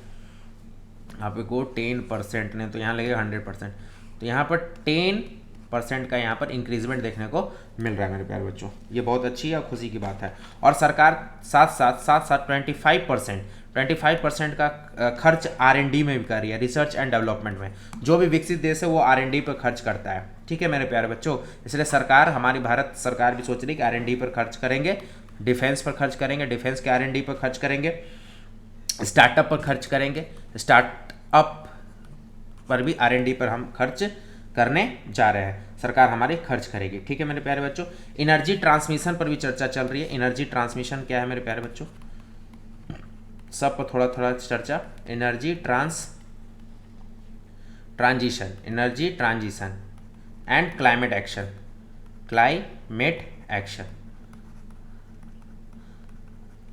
Energy transmission and climate action. जैसा कि आपको पता है मेरे प्यारे बच्चों कि हमारे यहाँ जो इलेक्ट्रिसिटी की प्रोडक्शंस हो रही है वो होता है ज़्यादातर जिसको जनरली होता है आम भाषा में थर्मल प्रोडक्शंस होता है, जिसमें हमारे कोल का खपत ज़्यादा होता है। कोल प्रोडक्शंस में हमारा ज़्यादा जाता है, जिससे हमारे वातावरण में CO2 का मतलब मात्रा हमारे एटमॉस्फेयर में बढ़ रहा है। इसके लिए सरकार प्रयासरत है, जिसमें सरकार का गोल है कि सरकार 280 गीगावाट, कितना? 280 गीगावाट का प्रोडक्शन करवाए। कब तक? 2030 तक। किस थ्रू से?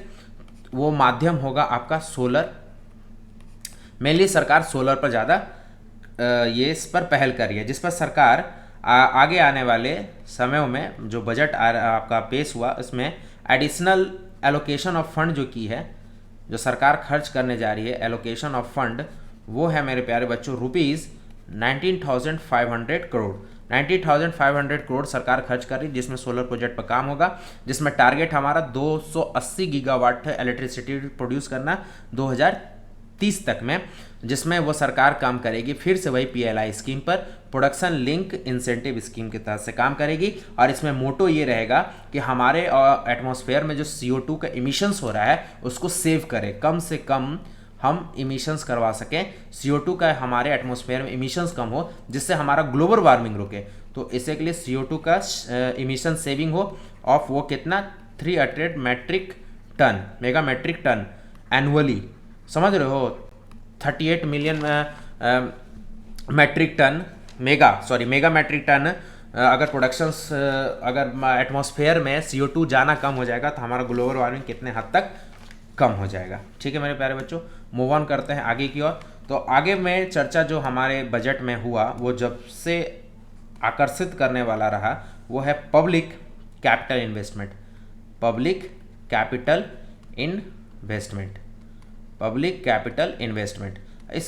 ये क्यों रहा मेरे प्यारे बच्चों? ये देखकर आपको बहुत खुशी होगा कि सरकार हमारे डेवलपमेंट और ग्रोथ पर बातें कर रही है, क्योंकि हमारे सरकार कैपिटल एक्सपेंडिचर को बढ़ा दी है।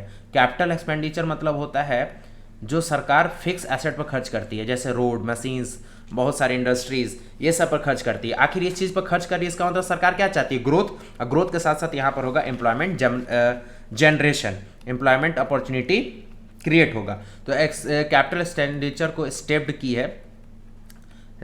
की है, बढ़ाई है, वो है 35.4%, ठीक है मेरे प्यारे बच्चों, जो जाकर होता है ₹7.50 लाख करोड़, ठीक है मेरे प्यारे बच्चों। सरकार सीधा थोड़ा बहुत नहीं, सीधा हाई जंप आ रहा है, 35.4 करोड़ का इंक्रीजमेंट किया है अपने कैपिटल एक्सपेंडिचर पर। इससे प्रभाव क्या होगा? अगर कैपिटल एक्सपेंडिचर बढ़ेगा तो दो फायदा, हमारा देश का होगा ग्रोथ होगा, और सेकेंड क्या फ़ायदा होगा? एम्प्लॉयमेंट जनरेशन होगा, क्योंकि किसी चीज़ को खोलेंगे तो एम्प्लॉयमेंट अपॉर्चुनिटी यहाँ पर देखने को मिलेगा, मतलब एम्प्लॉयमेंट जनरेशन यहाँ पर देखने को मिलेगा। फिर आगे जो यहाँ पर देखने को मिला मेरे प्यारे बच्चों इस बजट में, वो गिफ्ट। अब ये गिफ्ट क्या है? गिफ्ट IFC, गिफ्ट IFC क्या है मेरे प्यारे बच्चों? गांधीनगर में एक गिफ्ट सिटी, गांधीनगर में कहाँ में? गांधीनगर में। और आपको पता है मेरे प्यारे बच्चों कि गांधीनगर में ऐसा क्यों? तो गांधीनगर में गिफ्ट सिटी बन रहा है। ये गिफ्ट सिटी का सबसे मज़ेदार चीज़ मुझे जो लगा जो है क्या ना मेरे प्यारे बच्चों, कि जैसे यहाँ पर बनने वाला वर्ल्ड क्लास फॉरेन यूनिवर्सिटी। सबसे बड़ा बात तो है कि गांधीनगर जो आपकी गुजरात में है, वहाँ पर आपका बनने वाला है वर्ल्ड क्लास फॉरेन यूनिवर्सिटी। क्या बनने वाला है? World class foreign university. पहला अचीवमेंट कि वर्ल्ड क्लास फॉरेन यूनिवर्सिटी मिलेगा। दूसरा अचीवमेंट हमको जो यहाँ पर लग रहा है, क्योंकि हमारे देश में हो रहा है, किसी राज्य में हो, लेकिन हमारे देश में हो रहा है तो अच्छा बात है, तो चलो हमारी कुछ समस्याएं दूर होगी। दूसरा जो सबसे अच्छा बात है वो जो हो रहा है वो इंटरनेशनल आर्बिट्रेशन सेंटर यहाँ बनने जा रहा है, जो कि मुझे बहुत अच्छा लग रहा है। क्योंकि अभी के एग्जांपल मैं दूँ मेरे प्यारे बच्चों, तो अभी अमेजोन वर्सेस फ्यूचर ग्रुप, बहुत भयानक तगड़ा लड़ाई चल रहा है इन दोनों के बीच में। इसके बीच में है रिलायंस चाहता है कि फ्यूचर ग्रुप को हम ले, अमेजोन चाहता है कि हम ले। और अमेजोन इस चक्रव्यूह में फ्यूचर ग्रुप को फंसा रहा है, कभी किसी और कोर्ट में केस कर देता है, कभी कहीं और कर देता है। पहले इसने सिंगापुर में किया, सिंगापुर के बाद इसने हमारे सुप्रीम कोर्ट में कर रखा है। तो ये केस हमारा दूसरे जगह पर नहीं जाए, क्योंकि इंटरनेशनल आर्बिट्रेशन सेंटर, जैसे अगर आपको इंटरनेशनल कोर्ट में, अगर आपको किसी भी कंपनी से रिलेटेड इंटरनेशनल कोर्ट में अगर आपको उस कंपनी को खींचना है, तो वो है आपका सिंगापुर में। कहाँ है मेरे प्यारे बच्चों? वो आपका है सिंगापुर में है। तो सिंगापुर में है तो आपको सिंगापुर में जाना पड़ेगा, सिंगापुर में सारा जजमेंट चलेगा। तो सरकार बोली क्यों ना हम इंटरनेशनल आर्बिट्रेशन सेंटर यहीं बना दें। मतलब कंपनी के बीच में कोई विवाद होगा, कोई मतलब विदेशी कंपनी आपके यहाँ आया और आपके डोमेस्टिक कंपनी और फॉरेन कंपनी के बीच में विवाद हुआ, तो हम यहीं का यहीं निपटाएंगे। इंटरनेशनल आर्बिट्रेशन सेंटर गांधीनगर में खुला हुआ है, वहीं पर हम करेंगे इसका समझौता, वहीं पर करेंगे उसका डील। ठीक है मेरे प्यारे बच्चों, आरबीआई ने भी बहुत अच्छा काम किया है, बहुत अच्छा इनिशिएटिव लिया है। आरबीआई ने इसमें बहुत अच्छा इनिशिएटिव क्या लिया मेरे प्यारे बच्चों? वो ला रहा है डिजिटल रुपी। क्या ला रहा है? डिजिटल रुपी ला रहा है। ये डिजिटल रुपी क्या है मेरे प्यारे बच्चों? It is initiative by RBI. RBI ने इस पर पहल किया है डिजिटल रुपी लाने का। समझाने की मैं पूरी कोशिश करता हूँ मेरे प्यारे बच्चों, ये डिजिटल रुपी क्या है। तो डिजिटल रुपी में क्या होगा, मान लो आपके पास आपके बैंक में है 1 लाख रुपया, ठीक है, 1 लाख रुपया है, जिसमें अगर आप यूज करना चाहते हो अपने अकाउंट में, जैसे आरबीआई तो पैसा नहीं देगी, आरबीआई तो कमर्शियल बैंक के थ्रू काम करवाती है, आरबीआई तो मॉनिटरिंग के रूप में काम करती है, कस्टोडियन हेड होती है सारे बैंक का, कमर्शियल बैंक का। तो मान लो कोई बैंक में आपका 1 लाख रुपया जमा है, तो वहाँ पर आपका 90,000 मान लो आप निकाल लिए, किस रूप में? कैश के रूप में, जो आपका प्रिंटेड कैश करेंसी होता है। बाकी का 10,000 जो आपका होगा वो डिजिटल करेंसी के रूप में आपको यूज करने को मिलेगा और आपको ये देगी। ये आरबीआई के द्वारा अप्रूव्ड होगा। जैसे कैश कैसे अप्रूव्ड होता है गवर्नर से, आरबीआई गवर्नर से, वैसी तरह से ये डिजिटल रुपी भी अप्रूव्ड होगा। तो बहुत अच्छा बात है कि हमारा कैशलेस इकोनॉमी की और भी बातें चल रही है और डिजिटलाइज हमारा सिस्टम हो रहा है। तो ये आपके बजट किस में बात हो रहा है? 2022-2023 में, जो आगामी फाइनेंशियल ईयर है आपका। ठीक है मेरे प्यारे बच्चों, फिर आपका ये providing greater physical space to state, ये सेंटर स्टेट पर भी ध्यान दे रही है मेरे प्यारे बच्चों। स्टेट मतलब greater physical space to state. Greater physical space to state मतलब स्टेट को भी मोटिवेट करने का काम कर रही है यहाँ पर सेंटर। क्या मोटिवेट करने के काम कर रही है मेरे प्यारे बच्चों? बात समझना ध्यान से, यहाँ पर मोटिवेशंस की क्या बात है। यहाँ बात है क्या सर कि जैसे पहले जो स्टेट को बजट सेंट्रल गवर्नमेंट ने स्टेट को देने के लिए जो बजट एस्टिमेटेड किया हुआ था वो किया हुआ था ₹10,000 करोड़, ये जाकर बढ़ा दिया है ₹15,000 करोड़। कितना बढ़ा दिया है? 15,000 करोड़। ये अभी है 2021-2022 में, ये था, ये इस साल ही था। उसमें एडिशनल एलोकेशंस किया है। क्या किया है? एडिशनल एलोकेशन ऑफ फंड किया है, मतलब कुछ और राज्यों को कुछ चीज़ें दी गई हैं। वो है ₹1 लाख करोड़ दिया गया। वो कब दिया गया? 2022 से 2023 2023 मतलब आगे जिसमें आपका बजट पेश हुआ, तो 10,000 से 15,000 मतलब 5,000 करोड़ तो बढ़ाया ही इस बार, लेकिन उसके साथ साथ एडिशनल फंड भी दिया 1 लाख करोड़ का, जिसमें एक सरकार इसमें एक रूल क्या लगाया है, 1 लाख करोड़ तो सेंट्रल गवर्नमेंट स्टेट गवर्नमेंट ऐसे तो नहीं देगा, तो उसने एक टाइम लिमिट बना दिया। कितना बनाया, 50 साल तक आपको इंटरेस्ट फ्री लोन रहेगा। क्या रहेगा, ये 1 लाख करोड़ को आप 50 ईयर्स तक यूज कर सकते हो, जिसको आपको कोई भी ब्याज देने का नहीं जरूरत पड़ेगा, इंटरेस्ट फ्री लोन के रूप में ये रहेगा। ठीक है मेरे प्यारे बच्चों, अब हम समझते हैं फाइनेंशियल मैनेजमेंट को, जो कि बहुत ही इंपॉर्टेंट है। अब हमारा नेक्स्ट है फाइनेंशियल मैनेजमेंट। क्या है मेरे प्यारे बच्चों, फाइनेंशियल मैनेजमेंट। फाइनेंशियल मैनेजमेंट को थोड़ा आराम से और थोड़ा सा ध्यान से समझना आप लोग। फाइनेंशियल मैनेजमेंट कैसे हुआ, किस तरह से हम लोग फाइनेंशियल मैनेजमेंट होता है, इस बार क्या हुआ। देखो मेरे प्यारे बच्चों, इस बार जो बजट बना, ठीक है, उस पर भी चर्चा करेंगे कैसे कैसे बना वो फाइनेंशियल मैनेजमेंट। और फाइनेंशियल मैनेजमेंट सबसे बड़ा मैनेजमेंट होता है जिसमें आपको फाइनेंस को मैनेजमेंट करना होता है। तो हम 21-22 की बात कर रहे हैं, तो ध्यान सुनना। बजट एस्टिमेटेड 2021-2022, ठीक है, जो करेंट ईयर है। तो बजट एस्टिमेटेड जो हुआ 2021-2022 में, वो हुआ था ₹34.83 लाख करोड़। मतलब ये एस्टिमेट किया गया था कितना खर्चा होगा। बजट एस्टिमेटेड मतलब होता है ना कि अनुमानित, वह 34.83 लाख करोड़ अनुमानित था, लेकिन एक्चुअली कितना खर्च हुआ, एक्चुअली को हम लोग यहाँ पर रिवाइज लिख रहे हैं। क्यों, वो मैं बताता हूँ, अभी जस्ट बताता हूँ। रिवाइज 2021-2022, मैं इसको रिवाइज इसलिए बोल रहा हूँ, एक्चुअल इसलिए नहीं बोल रहा हूँ, क्योंकि एक्चुअल आएगा कब, एक्चुअल आपका आएगा मतलब पूरा फिगर आएगा कि कितना खर्च हुआ, वो आएगा 31 मार्च 2022। लेकिन अभी हम लोग कहाँ हैं, फरवरी में, इससे के लिए यहाँ पर वर्ड यूज कर रहे हैं रिवाइज्ड, एक्चुअल नहीं यूज कर रहे हैं। तो रिवाइज करके देखने को हमको यहाँ पर मिल रहा है, यहाँ पर हमारा जो खर्च है वो 37.70 लाख करोड़ हो गया है अभी तक 37.70 लाख करोड़ हो गया। मतलब हमने अनुमानित कितना किया था, 34.83 लाख करोड़, लेकिन खर्चा कितना हो गया, 37.70 लाख करोड़। मेरे प्यारे बच्चों, आप यहाँ पर हमारी भारत सरकार मतलब जितना अनुमान की थी उससे ज़्यादा खर्च कर चुकी है। तो चलिए देखते हैं कि इस बार बजट में सरकार कितने खर्च को लेकर चल रही है, उस पर चर्चा करते हैं। तो टोटल एक्सपेंडिचर जो हमारे सरकार एस्टिमेट की है आपके 2022-2023 जो आपका बजट है, इसमें जो पेश हुआ आज, उसमें एस्टिमेट की है एट 39.45 लाख करोड़। ध्यान से सुनना, ये जो बजट आया है ये पूरा 39.45 लाख करोड़ का है। कोई पूछेगा कि कितने लाख करोड़ का बजट आया, 39.45 लाख करोड़ का बजट पेश हुआ है, जिसमें सरकार बोल रही कितना खर्चा हम करेंगे 22-23 में।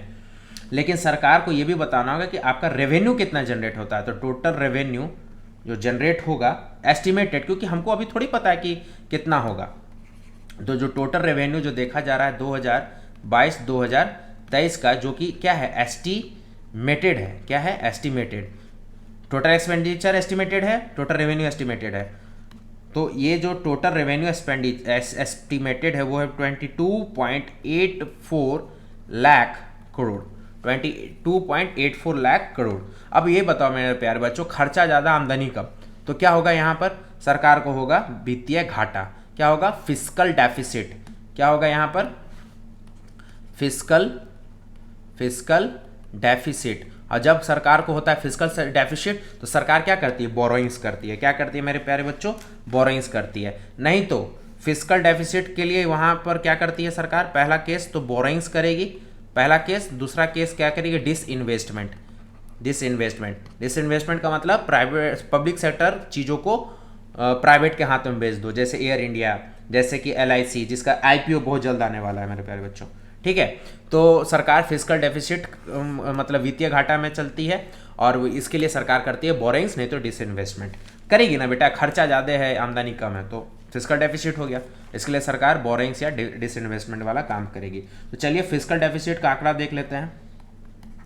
Fiscal deficit in current year मतलब जो अभी चल रहा है 2021-2022, इसमें आपका फिस्कल डेफिसिट देख रहा है 6.9% ऑफ जीडीपी, 6.9% ऑफ जीडीपी। ठीक है मेरे प्यारे बच्चों, जो कि पहले एस्टिमेटेड किया गया था 6.8%। जो बजट एस्टिमेटेड किया गया था वो किया गया था 6.8% इन बजट एस्टिमेटेड। जो आप यहाँ पर देख रहे हो क्या मिल रहा है, 0.1% से बढ़ गया है। मतलब हम एस्टिमेट किए थे 6.8%, लेकिन हमारा फिस्कल डेफिसिट चल गया 6.9%। जरूर क्यों नहीं जाएगा, मैं देखो आपका एक्सपेंडिचर ही सीधा सा बात यहाँ पर बता रहा है कि आप देख रहे हो आपने बजट एस्टिमेट किया था 34 का, लेकिन आपका खर्च चल गया 37.70। ये 21-22 का है ना, तो जाहिर सी बात है आपने एस्टिमेट किया था कि खर्चा करेंगे 34 रुपया, मान लो आपने खर्च कर दिया 37 रुपया, 37 रुपया। इसका मतलब आपने खर्च ज़्यादा कर दिया, तो ये 34 आपको खर्च करना था, 37 खर्च कर आपने कर दिया, मतलब 3 आपने एक्स्ट्रा खर्च कर दिया। तो जाहिर सी बात है कि आपका यहाँ परसेंटेज बढ़ जाएगा। तो आपने एस्टिमेट किया 6.8 करोड़, लेकिन आपका हो गया 6.8% आपने एस्टिमेट किया था, लेकिन आपका हो गया 6.9% फिस्कल डेफिसिट इन 2021-22। इसको कंपेयर करेंगे फिस्कल डेफिसिट इन किससे कंपेयर करेंगे, 2022 से 2023 से। तो इसको कंपेयर करेंगे तो यहाँ पर आपका एस्टिमेटेड है, क्योंकि देखो ये तो अभी हुआ नहीं है, तो एस्टिमेटेड है कि ये 6.4 ऑफ जीडीपी होगा, जो कि ये माना जाएगा कि खर्च हम लोग मतलब कम होगा, बोरिंग्स हम लोग कम करेंगे, फिस्कल डेफिसिट कम होगा।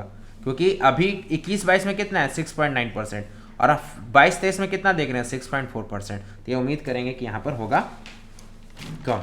ठीक है मेरे प्यारे बच्चों, होपफुली कि आप यहाँ पर समझ रहे होंगे। और यहाँ पर जाकर आपका हो गया मेरे प्यारे बच्चों पार्ट ए खत्म। क्या हो गया है, पार्ट ए खत्म। 2 पार्ट में हम लोग कवर कर रहे थे, पार्ट ए और पार्ट बी। अब आप 2 पार्ट में कवर कर रहे थे, पार्ट ए और पार्ट बी। तो पार्ट ए हो गया खत्म। चलिए अब पार्ट बी की ओर मूव ऑन करते हैं। अब पार्ट बी आपको जैसा कि मैंने बताया था कि बहुत छोटा सा है, बहुत ज़्यादा डिटेल नहीं है।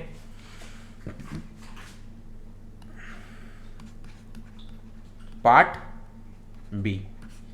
बी में सबसे पहले हम लोग शुरुआत करेंगे डायरेक्ट टैक्स से। किससे शुरुआत करेंगे, डायरेक्ट टैक्स से। डायरेक्ट टैक्स बोले तो सर इनकम टैक्स।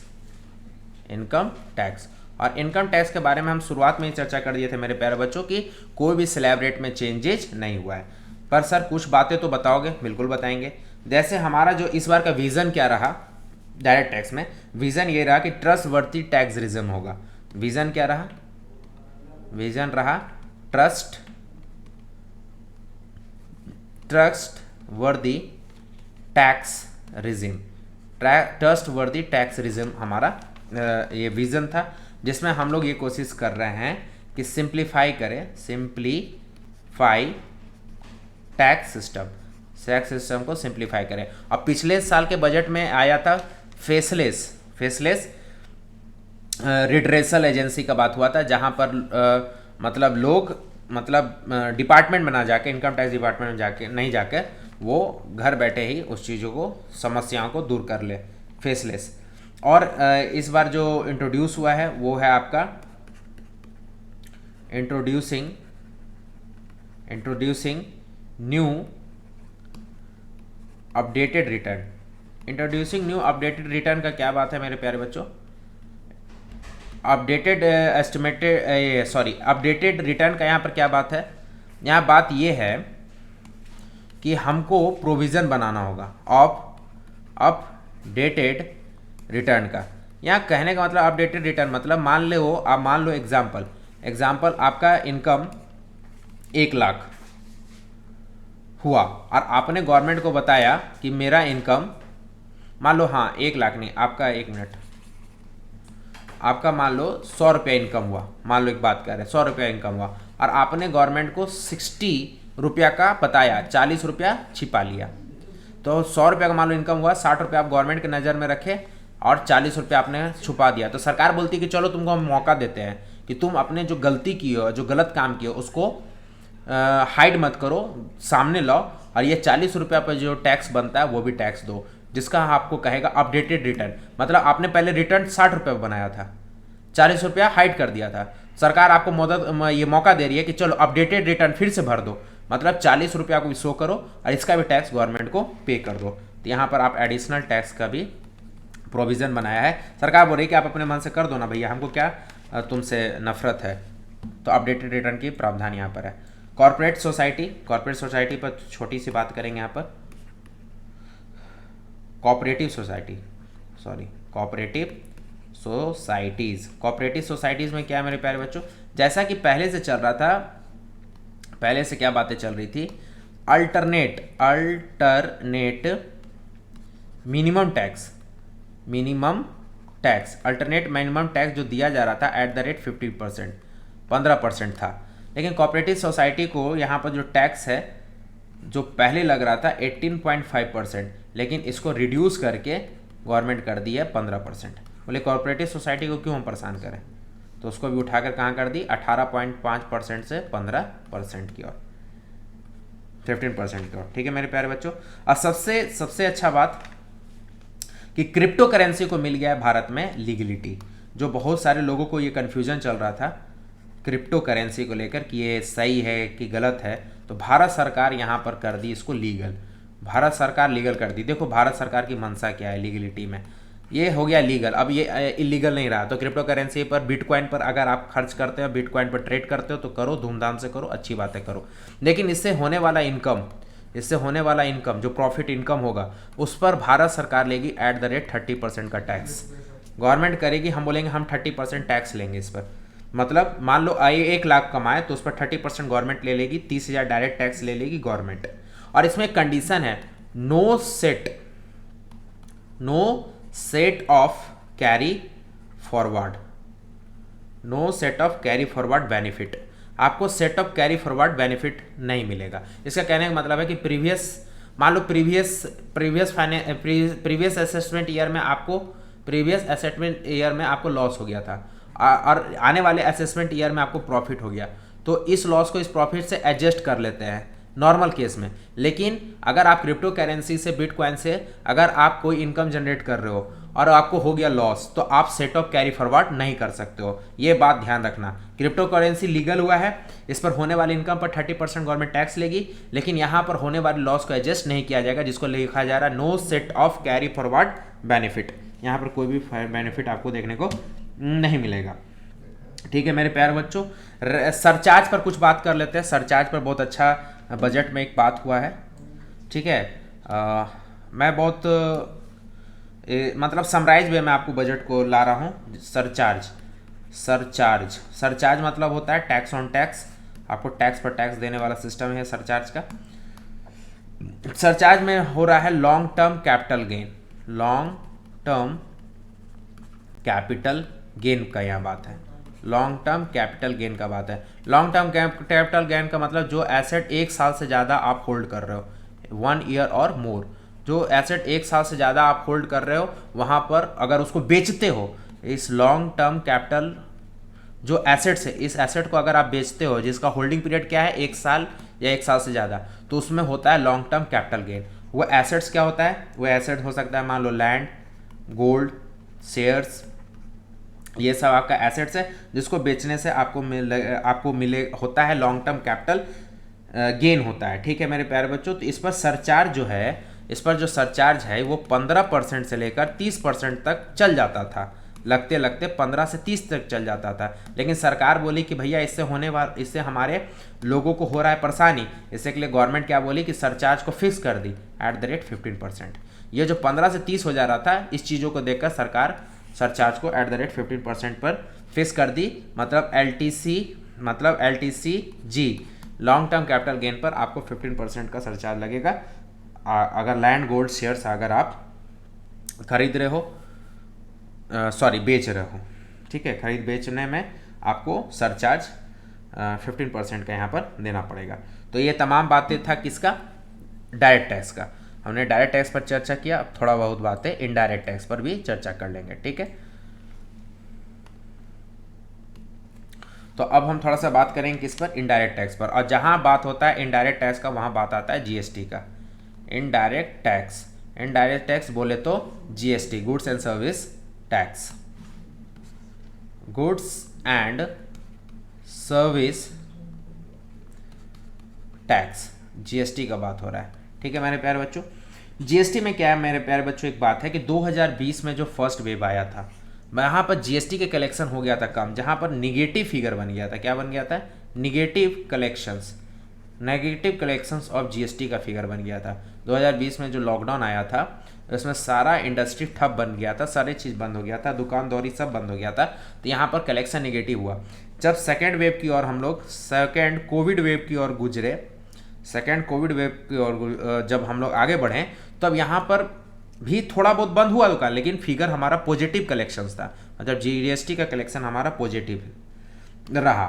मतलब 2020 में हम लोग का ट्रेंड नीचे चल गया, मतलब ग्राफ धीरे से धड़ाम से नहीं गिरा, लेकिन सेकेंड कोविड वेव में आने पर हमारा ग्राफ ऊपर उठ गया, मतलब पॉजिटिव फिगर लाने लगा। और आज के डेट में जनवरी का फिगर मैं बता दूं मेरे प्यारे बच्चों, तो हमारे जीएसटी कलेक्शंस हुआ है वो हुआ है 1.38 लाख करोड़ से पार, मतलब पास कर गया है, 1.38 लाख करोड़ से ज़्यादा हो चुका है जनवरी में। तो कहने का मतलब मेरे प्यारे बच्चों क्या है कि हम लोग का जीएसटी कलेक्शन बहुत हद तक सुधर गया। ठीक है, और बात कर ले कुछ प्रोडक्ट्स के बारे में, तो इलेक्ट्रॉनिक प्रोडक्ट्स पर गवर्नमेंट क्या कर रही है मेरे प्यारे बच्चों, इसमें इंपोर्ट ड्यूटी बढ़ा रही है। क्या बढ़ा रही है? इंपोर्ट ड्यूटी इंक्रीज कर रही है। और जब भी इंपोर्ट ड्यूटी इंक्रीज होता है, इसका मतलब यही होता है कि कोई भी चीज़ को इंपोर्ट से रोकना, मतलब सरकार नहीं चाहती है कि बाहर से कोई भी इलेक्ट्रॉनिक प्रोडक्ट हमारे भारत में आकर इंपोर्ट हो। कारण क्या है? कारण बस इतना है कि हम चाहते हैं बूस्ट करना डोमेस्टिक इंडस्ट्री को, हम डोमेस्टिक इंडस्ट्री को आगे बढ़ाने की चाहत रखते हैं। इसके लिए इलेक्ट्रॉनिक प्रोडक्ट पर सरकार इंपोर्ट ड्यूटी को बढ़ा दी है मेरे प्यारे बच्चों। जेम्स एंड ज्वेलरी, अब सोचो जेम्स एंड ज्वेलरी में सरकार क्या की होगी, तो जेम्स एंड ज्वेलरी में सरकार इंपोर्ट टैक्स को घटा दी है। जेम्स एंड ज्वेलरी में सरकार इंपोर्ट टैक्स को घटा दी है, @ 5% पर कर दी है, मतलब ये घटा दी है, क्योंकि सरकार को भी पता है कि लोग बाहर से क्या सोना लेके आते हैं, तो कस्टम ड्यूटी जो इसमें लगेगा वो लगेगा 5% का। ठीक है, एक प्रोविज़न है कि ₹400 आपको पर केजी एटलीस्ट देना होगा, एटलीस्ट 400 पर केजी आपको उस पर रेट लगेगा, और 5% आपको कस्टम ड्यूटी यहाँ पर देना पड़ेगा। फिर केमिकल्स की बात कर ले मेरे प्यारे बच्चों, इलेक्ट्रॉनिक का बात हो गया, जेम्स एंड ज्वेलरी का बात हो गया, अब थोड़ा केमिकल्स के बारे में बात कर ले। तो केमिकल्स का यहाँ क्या है प्रोविज़न, केमिकल्स को लेकर क्या है, यहाँ पर सारा बात आपका किसका होगा, क्योंकि हम लोग पढ़ रहे हैं इनडायरेक्ट टैक्स में, तो हम ये देखेंगे कि इनडायरेक्ट टैक्स में केमिकल्स, तो इसमें भी custom duty on extra chemicals, यहाँ पर भी जो कस्टम ड्यूटी है मेरे प्यारे बच्चों, कस्टम ड्यूटी जो है उसमें भी आपका रेट बढ़ा दिया गया, extra duty extra duty define नहीं इसलिए मैं नहीं बता पा रहा हूँ, एक्स्ट्रा ड्यूटी यहाँ पर लिया जा रहा है। कारण यही है कि बाहर से जो इंपोर्ट हो रहा है केमिकल्स उसको भारत में रोका जाए। ठीक है, और एक है आपका एमएसएमई में मैन्युफैक्चर होने वाला, एमएसएमई में मैन्युफैक्चर होने वाला एक प्रोडक्ट है अम्ब्रेला छतरी, इसका कस्टम ड्यूटी 20% कर दिया गया है, जो कि पहले से ज़्यादा बढ़ गया है। अब सोचो ना, मान लो अम्ब्रेला बनाने वाली कंपनी पर 20% कस्टम ड्यूटी या इंपोर्ट ड्यूटी लगा दिया सरकार, बढ़ा दिया, इसका मतलब इंपोर्ट होने वाला अम्ब्रेला हो गया महंगा, तो ये होगा क्या कि भारत इसको रोकना चाहती है, सिंपल सा बात है। तो जिसमें ड्यूटी बढ़ गया है उसमें भारत सरकार इंपोर्ट से रोकना चाहती है, और जिसको घटा दी उसमें भारत सरकार चाहती है कि बाहर से इंपोर्ट हो, सिंपल सा बात। ठीक है मेरे प्यारे बच्चों, हाँ, जो आज का सबसे हिटिंग टॉपिक रहा इनडायरेक्ट टैक्स में, वो रहा आपका मेरे प्यारे बच्चों टैरिफ, वो रहा आपका, एक मिनट, जो हिटिंग टॉपिक आपके इनडायरेक्ट टैक्स में रहा सबसे ज़्यादा, वो हुआ tariff measures to encourage blending fuel, tariff measure to increase blending of fuel, fuel का ब्लेंडिंग का भी बात बहुत अच्छा चल रहा है। जो बच्चे शेयर मार्केट में इन्वेस्ट करना चाहते हैं, शेयर मार्केट में रुचि रखते हैं मेरे प्यारे बच्चों, अगर ये बात वो लोग सुन रहे हैं, तो जो भी ब्लेंडेड फ्यूल बनाने वाला कंपनी है जो इथेनॉल बेचता है, जो कंपनी इथेनॉल बेचता है उस कंपनी पर आप पैसा लगा दो, क्योंकि आने वाले समय में वो बहुत अच्छा ग्रोथ करेगा। सॉरी। तो सरकार क्या यहाँ पर कर रही है, सरकार कह रही है कि भैया अब जो तेल बिकेगा वो ब्लेंडेड तेल बिकेगा, मतलब पेट्रोल में इथेनॉल का यूज होगा, पेट्रोल प्लस इथेनॉल। इथेनॉल, ये इथेनॉल क्या करेगा, पेट्रोल को ब्लेंडिंग करेगा। इस चीज़ को बढ़ावा देने के लिए सरकार जोर दे रही है, ठीक है। लेकिन इसी चीज़ को बढ़ावा देने के लिए सरकार जोर दे रही है, इसी के लिए सरकार क्या कर रही है, किसी चीज़ को बैन करेगी तब ना उस पर जोर पड़ेगा। इसलिए सरकार ने क्या किया, अनब्लेंडेड जो फ्यूल है, अनब्लेंडेड फ्यूल जिसमें इथेनॉल का मात्रा नहीं है, उस फ्यूल वाले पर सरकार एक्साइज ड्यूटी लेगी। क्या लेगी, एक्साइज ड्यूटी लेगी ऑफ ₹2 पर लीटर। मतलब जो इथेनॉल मिला हुआ नहीं है, जो पेट्रोल में इथेनॉल नहीं मिला हुआ है, उस प्रोडक्ट पर, उस तेल पर सरकार एक्साइज ड्यूटी लेगी ₹2 पर लीटर के रेट से। तो सोचो ना, जो उसमें इथेनॉल, जो चीज़ में इथेनॉल का मात्रा नहीं होगा, तो उस पर सरकार एक्साइज लेगी दो रुपया पर लीटर से। तो आदमी क्या होगा, शिफ्ट करेगा, मूव ऑन करेगा, चाहेगा कि ब्लेंडेड चीज बेचे। तो सरकार क्या की, इथेनॉल का बढ़ावा बढ़ाने के लिए, इथेनॉल का यूज बढ़ाने के लिए सरकार क्या कर दी, जो इथेनॉल यूज नहीं करता उस पर एक्साइज ड्यूटी चार्ज कर दी। क्योंकि इससे क्या होगा, जो आदमी इथेनॉल नहीं यूज करता था अब इथेनॉल यूज करने लगेगा। ठीक है मेरे प्यारे बच्चों, तो यहाँ पर हमारा पार्ट भी हो जाता है ख़त्म। ठीक है, तो हमने कवर किया यूनियन बजट 2022, जो हमारा फाइनेंशियल ईयर 2022-23 का है, जिसमें हमने पार्ट ए और पार्ट बी भी कवर कर लिया। लास्ट में चलते चलते मैं आपको ये बता दूं कि कौन सामान हो गया सस्ता, कौन सामान हो गया महंगा। तो यहाँ पर हम लिस्ट बना दे रहे हैं चीपर। ठीक है, कौन कौन चीज़ हो गया सस्ता। यूनियन बजट, इसको मैं लिख देता हूँ।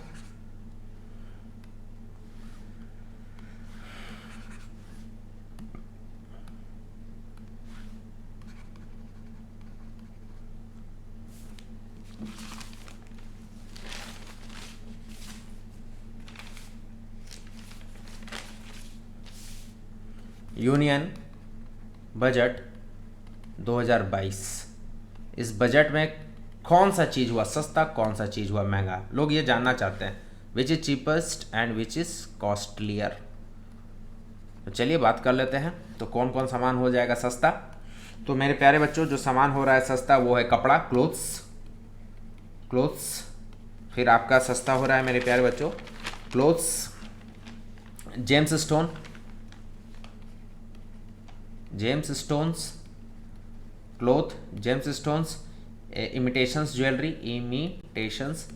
ज्वेलरी, नक्काशी किया हुआ,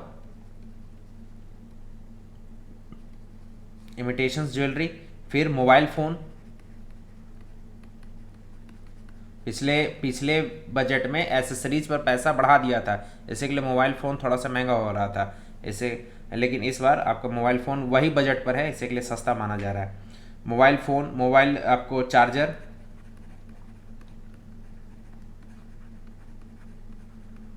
ठीक है, इस बार पिछले बार भी ज़्यादा बढ़ा नहीं था, इस बार भी उस पर ज़्यादा कोई इम्पैक्ट नहीं। फिर आपका केमिकल्स, ये सब वो सर्टेन चीज़ है जिस पर आपका इस बार सस्ता रहने जा रहा है। मिथनॉल और स्टील स्क्रैप्स, मतलब स्टील का कच्चा माल, मतलब स्क्रैप मतलब स्क्रैप्स, स्टील स्क्रैप मतलब जो खराब हो गया है पार्ट्स स्टील का। तो ये सब चीज़ हो जा रहा है सस्ता। कौन कौन चीज़ हो जा रहा है महंगा, ऑल इम्पोर्टेड आइटम, क्योंकि आपने देखा ना इनडायरेक्ट टैक्स में मैंने क्या बताया, सब चीज़ क्या हो रहा था महंगा। एक जेम्स एंड ज्वेलरी को छोड़कर इलेक्ट्रॉनिक्स हो गया, फिर आपका जेम्स एंड ज्वेलरी को छोड़कर एक इलेक्ट्रॉनिक्स हो गया, केमिकल हो गया, एमएसएमई हो गया, ये सब चीज़ें जिसमें अम्ब्रेला आ रहा था, वो सब चीज़ का इम्पोर्ट ड्यूटी बढ़ गया। तो इम्पोर्ट ड्यूटी बढ़ने से क्या हो गया, वो चीज़ हो गया महंगा। तो ऑल इम्पोर्टेड आइटम लगभग हो गया है महंगा, क्योंकि जो विदेशों से सामान को मंगा के यूज करने जा रहे हैं मेरे प्यारे बच्चों, तो वो थोड़ा सा हो जाए सावधान, क्योंकि वो सामान हो जाएगा महंगा। और ड्यूटी ऑफ, जिसमें मतलब वही है duty of umbrella, for example जिसमें हमने अम्ब्रेला का बात बताया था, ड्यूटी ऑफ अम्ब्रेला क्योंकि इंक्रीज़ हो गया है। ठीक है, क्योंकि अम्ब्रेला पर @20% अब इम्पोर्ट ड्यूटी लगेगा। पहले कम लगता था, अब 20%, मतलब ड्यूटी बढ़ गया तो हो जाएगा सामान महंगा। ये अम्ब्रेला हमारे यहाँ नहीं, बाहर से आ रहा है। तो छतरी ना लें विदेशों से, क्योंकि विदेश का सामान हो जाएगा महंगा, क्योंकि ड्यूटी बढ़ा दिया गया है। तो ये ओवरऑल व्यू था, एक शॉर्ट वे में, एक कम समय में, एक समरी के रूप में मैंने बजट को समझाने की कोशिश किया मेरे प्यारे बच्चों। अच्छा लगेगा तो आप शेयर करेंगे, लाइक करेंगे, शेयर करेंगे, सब्सक्राइब करेंगे। और इस बजट को और भी चीज़ें और भी मतलब डेप्थ से अगर आपको सोर्स मिलता है तो वहीं पढ़ें। अगर आप एक बार नहीं समझे तो एक दो बार और वीडियोज़ देखें। और ये ध्यान रखिएगा, ये बजट पेश हुआ है, फाइनल नहीं हुआ है। ये अभी पेश हुआ है, अब इस पर चलेगा बहस, फिर आगे जाकर मिलेगा इसको पार्लियामेंट्री अप्रूवल।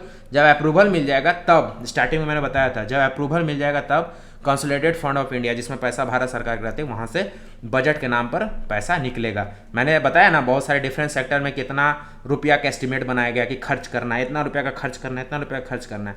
तो जब बजट पास हो जाएगा तो उतना रुपया उस सेक्टर में खर्च किया जाएगा। तो till then thank you so much my dear student for keep watching, supporting. तो प्रैकेडमी में आपका स्वागत है मेरे प्यारे बच्चों।